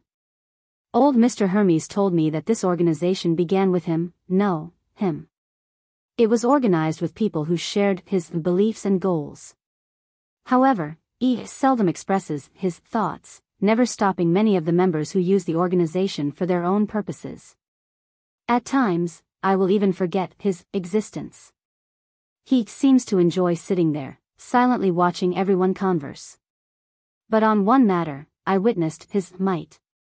A high-sequence beyonder who had gone against their so-called trend of the times was put forth by him.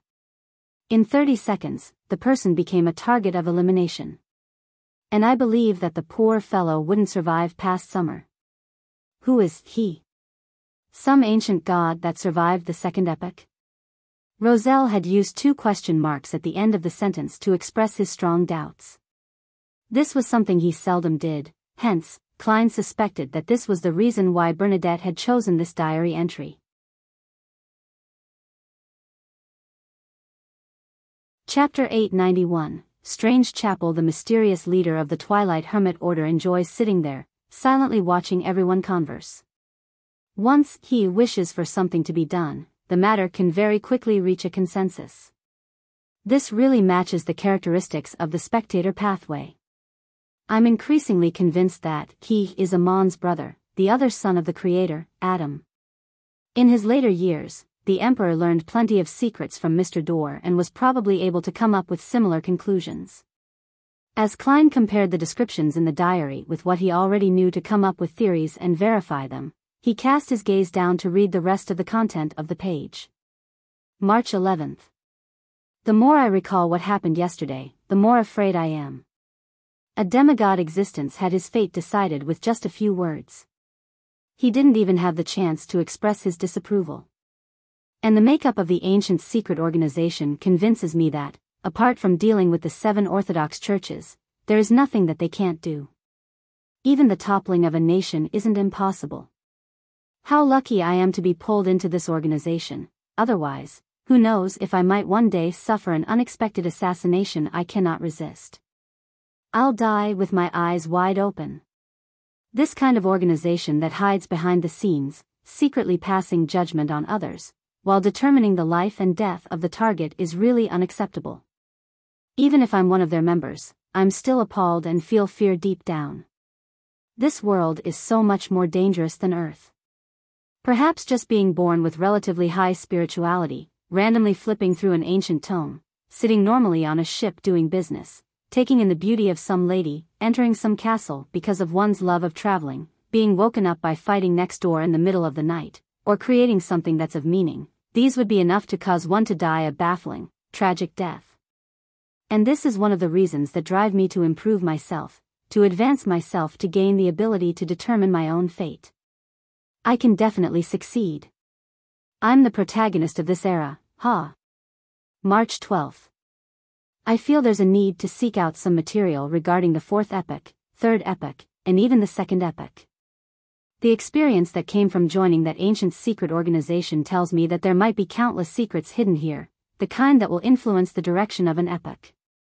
Unfortunately, such information is astonishingly rare. They're either kept by the church, or they have been destroyed. I believe that I'm unlikely to gain much simply by relying on my subordinates. The best method is still to raise my sequence. It will allow me to gain a higher status and greater power in the church. From this diary page, it's obvious that the Emperor's act of establishing contact with Mr. Dor had happened very long after he joined the Twilight Hermit Order. Perhaps he was already a high sequence beyonder, otherwise, there was no way he could withstand Mr. Dor's ravings. Compared to the Emperor, it's so much easier for me to investigate history. I have his diary for the fourth epoch. There's the City of Silver for the second epoch. From time to time, I can even encounter the evil spirit that was formed by a king of angels. In the middle of his life, the Emperor seems to tone down on his illusions of grandeur. Klein flipped to the second diary page with a relaxed attitude. May 18th. I've been having nightmares recently. I dream of myself wearing ancient silver-gray armor and sitting beside a cliff. In front of me is silence, and there's a bottomless black fog beneath me. It was filled with corruption and evil. Merely looking at it was enough to influence me. Towards the end, my face grew complicated, jet-black patterns as I monitored the abyss. My skin turned hard and I had the feeling that sticky liquid was flowing across the surface of my body. My eyes completely lost their reason. It was a reflection of the abyss. It was the reflection of the abyss which I saw and attempted to enter last month. As this nightmare becomes more frequent, I realize that extreme thoughts are becoming a common occurrence for me. Occasionally, the anger from being beaten up might lead me to hoping to rip apart the limbs of my target. Also, dark red lumps are growing on my back. My body temperature is also gradually decreasing. Is this a form of corruption from the abyss? I have to think of a way to confirm and resolve it. For the time being, I cannot get the church's help, otherwise, I'll have to divulge the existence of the primitive island and the abyss. Yes, I can find the priests and bishops of the eternal blazing Sunday. They're more skilled at purification. May 19th. Through some connections, I received some secret treatment. My entire being felt a lot more relaxed. All the anomalies that happened to me have turned for the better. Amidst my joy, I also thought of a problem. I had only explored the periphery of the abyss, without making contact with any high-level devils. I even had an object on the Black King that could resist corruption, yet, I was affected without realizing it and even had signs of being corrupted. Those criminal pathway beyonders would make sacrifices to high-level devils from time to time. The corruption they suffer must be even worse. Over time, it's probably untreatable, and they can only be cleansed, both body and aura. Likewise, high-sequence beyonders, especially angels, should be able to exert influence on low- and mid-sequence beyonders of the same pathway. And due to the difference in level, there are corresponding limitations on distance. When one becomes a true god, there's a high probability that they can communicate across the whole world and spirit world without any obstructions. This begs the question. Am I being influenced to a certain extent by the god of craftsmanship? No. Should I say the god of steam and machinery? This is quite scary. It appears that only by becoming a demigod that I will be able to escape this influence. Thankfully, since the fifth epoch, there hasn't been any examples of true gods leaving the astral world to descend upon the land. Likewise, pathways without true gods do not have such severe problems. May 20th. After a period of being dispirited, I've returned to the social scene. Fuck, those bastards have been secretly mocking me, saying that the reason for me not coming out recently has to do with me having too much fun and turning weak. Just because my dark eye circles are more obvious because of my nightmare-induced poor sleep quality? I want to let them know what it means by the difference in one's talent. I wonder what an angel's influence is like on a low or mid-sequence beyonder. The transmission of ravings over great distances? automatic characteristic attraction? Regardless of where it is, as long as one's honorific name is chanted, one will have the godhood to reply. When meeting each other, is it the direct acquisition and erosion of one's beyonder characteristic? If all of this is possible, it's equivalent to a mini-deity. It's no wonder that angels in the second epoch are called subsidiary gods. Klein's thoughts raced as he flipped the page in his hand to read the last diary page. October 12th. Edwards ran to me, telling me that one of his knights discovered a strange chapel. It might have to do with the faith before the fourth epoch. This piqued my interest as I immediately rushed to the tiny city by the name of Bayman. October 13th. Bayman is a tiny town built on a mountain. The buildings all have protruded domes, just like a white straw hat. It's very special. Following the street and covering several flights of stairs, I finally found the strange chapel. On the surface, it looked like an ordinary residence with nothing special about it. Only by entering would one discover the difference. There was only one priest here. He was a genial middle-aged man who wore a simple white robe. He had a pale gold beard that covered half his face. His light-colored eyes were clear like a child's. He claimed the place to be a temple of the Creator. Any creature from any species, any believer of any deity could enter. When I heard him mention this, it reminded me of a question I had. Apart from the 7 orthodox deities, the other faiths are deemed as heretics. They are unable to openly build a cathedral other than that of the original Creator. However, there has never been any such church coming into existence. Even cathedrals are extremely rare. In front of the chapel was a simple baldachin. In it was a man carrying a cross. This was likely the divine image of the so-called Creator. I sat in the front pew and idly chatted with the priest. He told me of many different stories. He said that when humans were first born, the ones that ruled the skies, land, and sea were all sorts of crazy, bloodthirsty monsters. They were said to be the origins of the later species, dragons, giants, and elves. These monsters freely indulged in their desires, occupying all kinds of places. It appeared that it wouldn't take long before they destroyed the entire world. At this moment, it was the Creator who had awoken. He had retrieved the special traits and powers that they had been blessed with, and he had bestowed it to the humans. After that, he had returned to his slumber, leaving behind a prophecy: when madness, cruelty, greed, indulgence, coldness, and bloodthirstiness drowns the land once again, he would awaken and retrieve everything. As we spoke, the priest held the hanging cross by his chest and silently prayed. Such a myth is completely different from the Church's canon. There are many interesting parts that are worth thinking about. October 15th. I've been back in Trier for a day. Only then did I forget to ask the priest for his name. Forget it. There will still be a chance in the future. My sixth sense as a man tells me that I'll definitely head to that chapel again. Isn't this the condensed version of the City of Silver's myth? The period around the end of the second epoch and the beginning of the third epoch. That priest seems to know a lot. Perhaps an organization that passes down such a myth over the generations know a lot. Klein's mind stirred as the diary pages in his hand vanished. Then, he looked up at Ma'am Hermit. Go ahead. Katlia immediately bowed her head. Honorable Mr. Fool, what I wish to know is if the place that Emperor Rosel's mind and spirit calls home on that island or the depths of the cosmos. That island? That primitive island that caused Grimm to die and had left the Emperor shocked? From the looks of it, the Emperor treated the island with great importance towards the end of his life.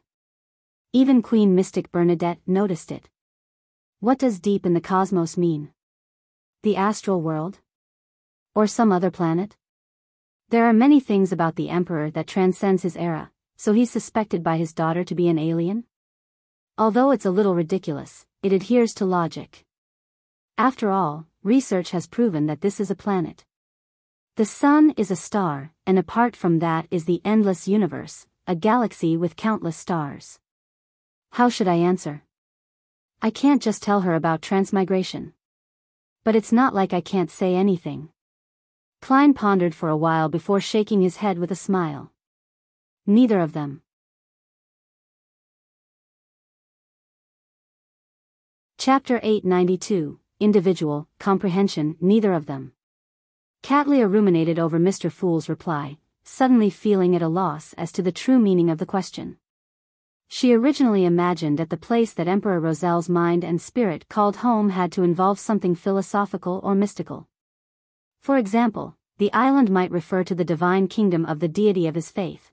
The depths of the cosmos referred to the astral world, indicating Emperor Rosel's belief in surpassing himself in his quest for a deity's throne. In the end, Mr. Fool answered that it was neither. This denied nearly every possibility, making it difficult for her to think of any other answer. Perhaps what Her Majesty wishes to ask is not something I understand. What Mr. Fool is saying is pointing at another explanation. It doesn't matter if I understand it. I'm only a communication tool between them. Katlia sighed inwardly as she sincerely bowed. Thank you for your answer. The other Tarot Club members were lost in regards to the question and answer. Although they could understand the reason for the question and could understand what the actual meaning of the mental and spiritual home was, they couldn't make any connection to the island or the depths of the cosmos. Hence, all of them had their own interpretations and guesses, but all of them felt that their theories were distant from the truth. Subconsciously, Furs believed that the island referred to the woman Roselle loved the most. The depths of the cosmos referred to the Emperor's late years when he cast his gaze to what he deemed the Sea of Stars. Audrey believed that the island referred to one's island of self-consciousness in psychology. The sea was the conscious, and below the sea's surface was the subconscious. And the cosmos referred to the spirituality sky that represented the astral world. Hence, the corresponding question became, did Emperor Roselle believe in himself, deities, or purely nature?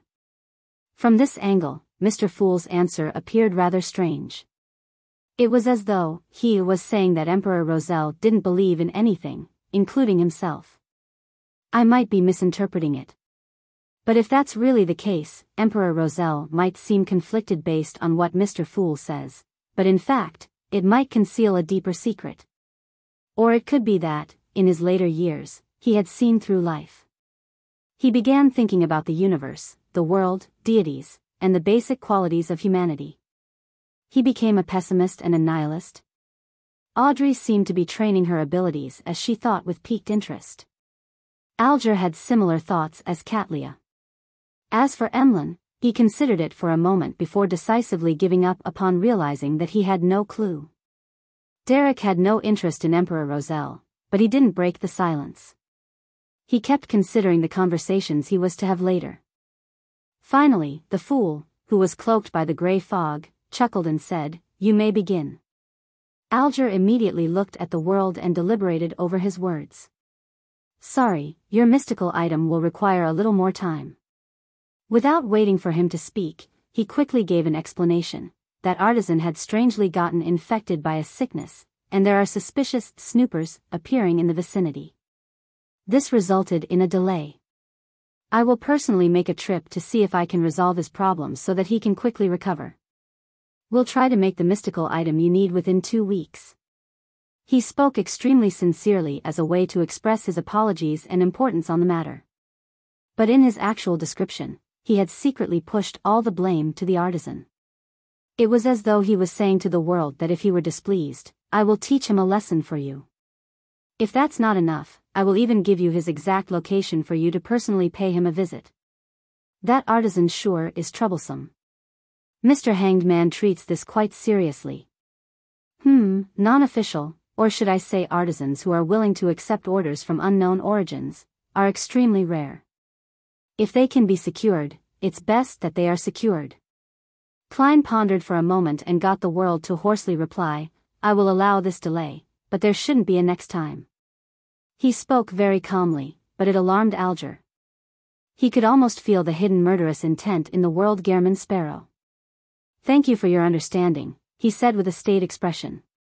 Upon hearing their conversation, Katlia looked at the Hanged Man, curled her lips, and nudged her glasses. She said, if you are unable to resolve the problems, I can provide some help. From her point of view, as long as the problem wasn't serious, she could even do it for free. After all, this meant that she could skip the hanged man and directly establish connections with the artisan. Alger obviously sensed the true intent of this pirate admiral. He felt that she was beginning to severely encroach into his territory, giving him a certain level of pressure. He paused for a moment and replied in an unperturbed manner, "Then, I will thank you on his behalf for your kindness." On the one hand, he expressed his close ties with the artisan, and on the other hand, didn't directly object to her help, thus, giving him sufficient leeway. Compared to having Gairman Sparrow find fault with him, sacrificing some benefits wasn't something unacceptable. Catlia didn't harp on the matter as she turned to look at the world. "Are you pleased with the information on West Balam?" She had already gathered all the information on West Balam that Gairman Sparrow needed last Thursday. She had handed it to him via the strange messenger. She was filled with fear when it came to Mr. Fool, so given any other methods, she was unwilling to disturb that existence. "It cost me a total of £300. If it wasn't good enough, I would have asked for a refund there and then." Klein mumbled and made the world answer tersely as an affirmation. Then, the fake person cast its gaze on Miss Magician. Furs immediately felt uncomfortable, akin to the feeling of a rat being targeted by a cat. She couldn't help but consider if she had done something wrong. Could it be that during my conversation with Zio, my description, no, defamation of Dwayne Dantes, was heard by him? Or is he displeased that I didn't refund him the money? Furs stopped thinking about the bodyguard mission that had happened days ago as she asked, quaking with consternation, "Mr. World, is there something?" The world nodded and said, "A commission. Get information on Calderon City from the Abraham family. Most important of all is its location. Calderon City. Why is the world suddenly searching for this mysterious spirit world city? An instruction from Mr. Fool? It's a new part of his reawakening plans?" Catlia had some idea about Calderon City, so she was quite perplexed. The other Tarot Club members, including Furs, didn't know what city the world was looking for. All they could do was maintain their silence. Among them, Emlyn felt that he had heard of it before, but he couldn't recall the exact details. About 4 seconds later, Furs forced a smile. "No problem. I can help you ask. How much would it cost?" The world asked in an unperturbed tone. £1,000. No, £500, no, I still need to deduct the bodyguard fee. Furs's mind raced and finally gave her price, £350. That's cheap. Other than the spirit world's 7 lights, perhaps only the Abraham family has detailed information on Calderon City. Yes, to Miss Magician, it's just about asking her teacher. It's indeed simple and convenient. It's no wonder it's not expensive. Klein was first surprised before coming to a realization. He made the world nod and say, "Deal." After watching this transaction close, Audrey noticed something amusing. Miss Magician seems to be very afraid of Mr. World. It was to the point of being a reflex. She had previously met Dwayne Dantes, but didn't know that he was Gairman Sparrow. During this period, she discovered something terrifying. I'll arrange to meet her and Zio at Glaine's place. Let's see if I can figure out something. Audrey thought as she indiscernibly nodded. At this moment, seeing that the world had nothing else, Emlyn hurriedly looked at the sun. "Do you have the sequence 5 Beyonder characteristic of the artificial vampire?" "I haven't accrued enough merit points." Derek didn't feel ashamed this time. On the contrary, he felt that Mr. Moon was being overly anxious. How could the points needed for a sequence 5 Beyonder characteristic be so easily amassed? Emlyn turned his head disgruntledly when he suddenly recalled something. He hurriedly said to Miss Magician, "I have clues to the cursed item and remnant spirituality from an ancient wraith. I'm waiting for more detailed information. This might not be an item to give to you directly, but one to provide you with some information about where you can find an ancient wraith in the vicinity of Backlund." Upon saying that, Emlyn thought and said, £300. This means that I have to hunt the ancient wraith myself? Based on various mysticism rumors, this is quite a powerful monster. After hearing what Mr. Moon had to say, Firz's first reaction was that it was a dilemma. Her second reaction was to commission the hunting mission to Mr. World. She was certain that he could quickly and successfully complete it. But upon the thought that hiring Mr. World might cost far more than what the ancient wraith was worth, she felt that it was better to attempt it herself. I'll wait until Zio becomes an interrogator. Together, we should have a higher chance. Besides, I still have Laymanos Travels with me. On it is a demigod-level high sequence Beyonder power and Angel's Embrace. There are plenty of unique Beyonder powers in it, and below that of high sequence Beyonders, it's practically a divine artifact. I have little actual combat experience since I'm fleeing most of the time. This is an opportunity. Furz quickly made a decision and said to the Moon Emlyn, deal. After confirming some other matters, the transaction segment came to an end.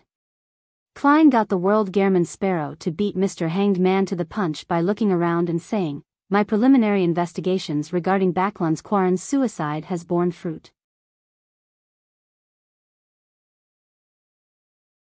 Chapter 893. Hair resembling plants. The one that was most interested Quarren's suicide was none other than Justice Audrey. However, she had long noticed that Furz had some slight interest in the case. Hence, she didn't ask and had maintained her posture, patiently waiting for a particular best-selling author to pose the question.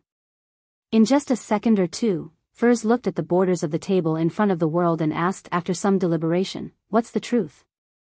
Klein had already rehearsed how he was to describe it, so without any hesitation, he got the World to say, the mastermind behind it is the royal family's consultant, Vin Rambus. He probably has another identity, a counselor of the psychology alchemists.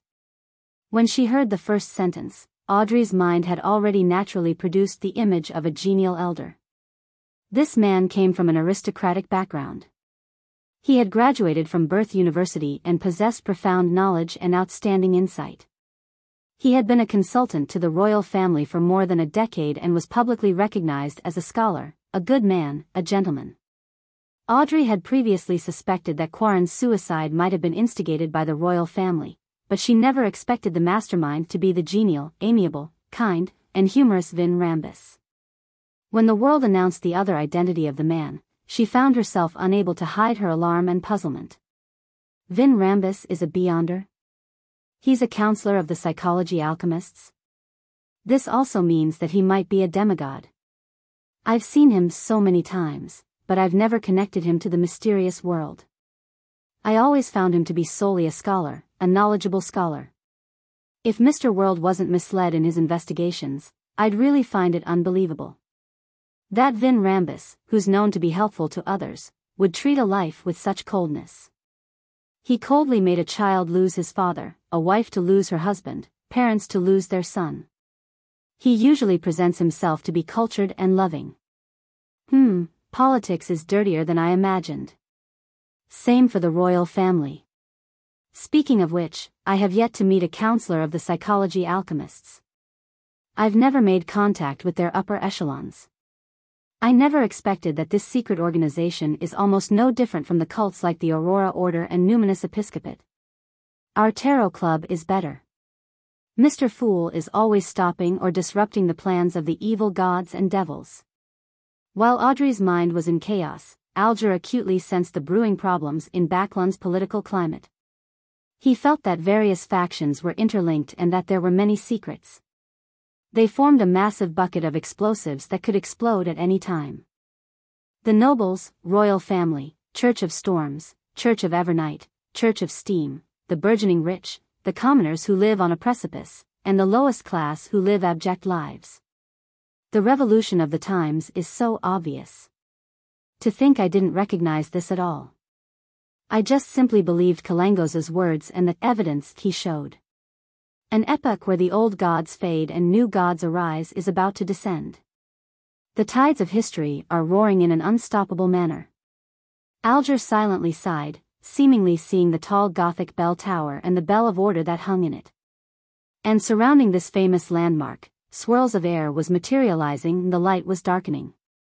It appeared that eddies were gearing up to form hurricanes. Suddenly, Alger had a theory. What arises might not be a new god, but an ancient god from an even more remote age. He instinctively glanced at the seat of honor at the end of the long bronze table before quickly retracting his gaze. He could hardly quell the upheavals in his heart. At that moment, he had a baffling feeling that his ambition and goals were too puny. He had only wanted to become an archbishop of the Church of Storms, a saint. In this position, he would have authority in the world and he could direct many things in secret. Since the old gods are fading away and new gods are rising, Mr. Fool will be returning to his throne in the astral world. Then why shouldn't I consider being an angel? Only at this level can I complete a qualitative change in my existence. I'll be able to live a long lifespan. Only then can I lord over people and lead a large-scale organization. I'll wield authority over the world. As thoughts flashed through his mind, Alger trembled in an almost indiscernible manner. His heart was spewing with agitated emotions. When Catlia connected Queen Mystic's whereabouts for the past 2 months, she felt that the latter had been spending a large portion of her time in Backlund. Is something about to happen in Backlund? I can try asking when I write this time. I wonder what response Her Majesty will give. Catlia nudged her heavy glasses on her nose and swept her gaze across Miss Justice and the other members from Backlund. Furs knew some of the details of Quarren's suicide case. She knew that the victim had acted on his own the entire time and that he wasn't controlled. She also knew that the witnesses believed without a doubt that everything was a result of Dwayne Dante's. Comparing this with the actual situation had induced a deep sense of fear towards the counselor of the psychology alchemists. She didn't wish that she would one day find out that her thoughts and hobbies were all a result of someone else's doing. How is this different from being a puppet? A high-sequence beyonder of the spectator pathway is terrifying. However, this is really good writing material. Currently, the science of psychology already has hypnosis. In my next book, I want to write about a sick girl liking a gentleman. She uses hypnosis to make him fall in love with her. The ending climax is when she discovers that the gentleman is actually a master hypnotist. Furs gaped her mouth before closing it again. She didn't ask further about Vin Rambus since she didn't know him at all. Klein's sharing of Vin Rambus was mainly to warn Miss Justice. He wanted her to be careful and wary of this psychology alchemist's counselor. Now, seeing that his goal had been achieved, he said, "There's another matter. Help me take note of Brigadier General Konas Kilgore. He's the deputy director of MI9.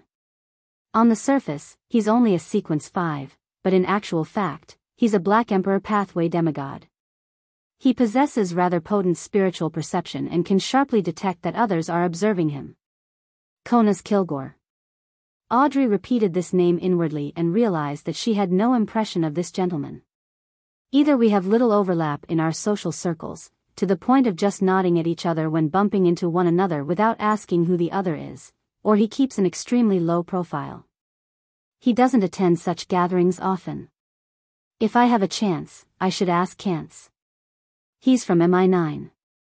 He definitely knows this superior of his.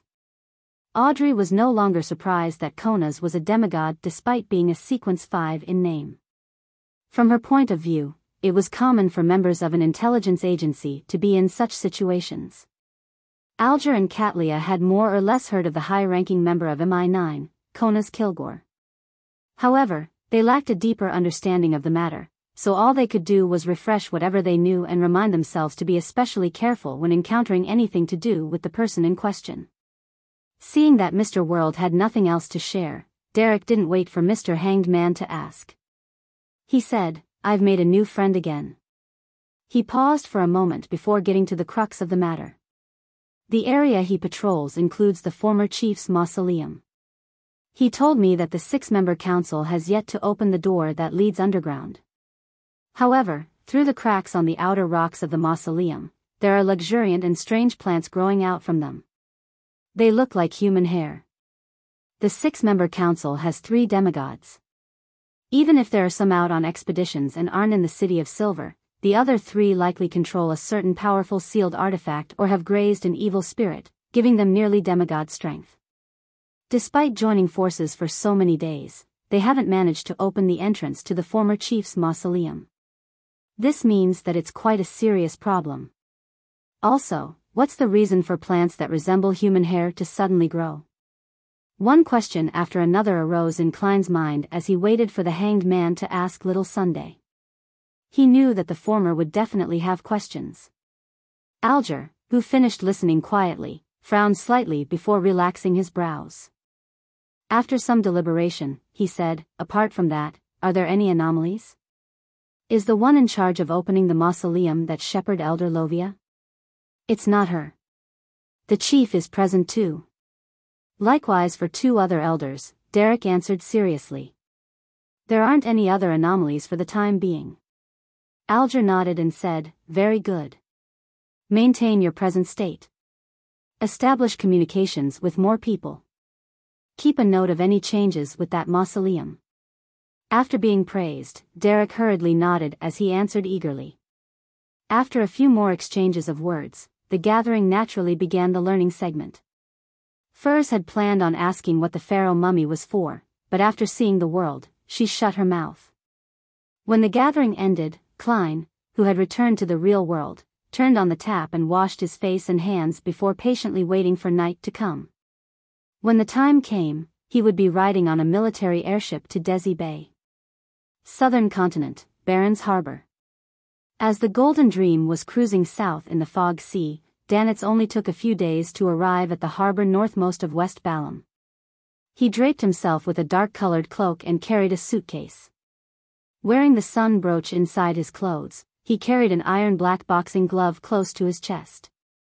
He was walking down the harbor's roads and was out while sweating profusely. He felt that he was already armed to the teeth, far stronger than he was before. Once out the harbor, Danitz glanced to his sides and extended his hand to stop a carriage. When the carriage driver saw him, he set out a string of words. What is he saying? Danitz looked blankly at him. It took him a few seconds to recall one thing. He didn't know the local language, Dudanese, at all. And back when he came to West Balam, he had his captain, a polyglot, leading the crew. He didn't need to worry that he didn't understand anything. You're tuning into the Biyao's Wuxia Chronicles YouTube channel. Don't forget to subscribe and join us on this journey to catch the most captivating stories.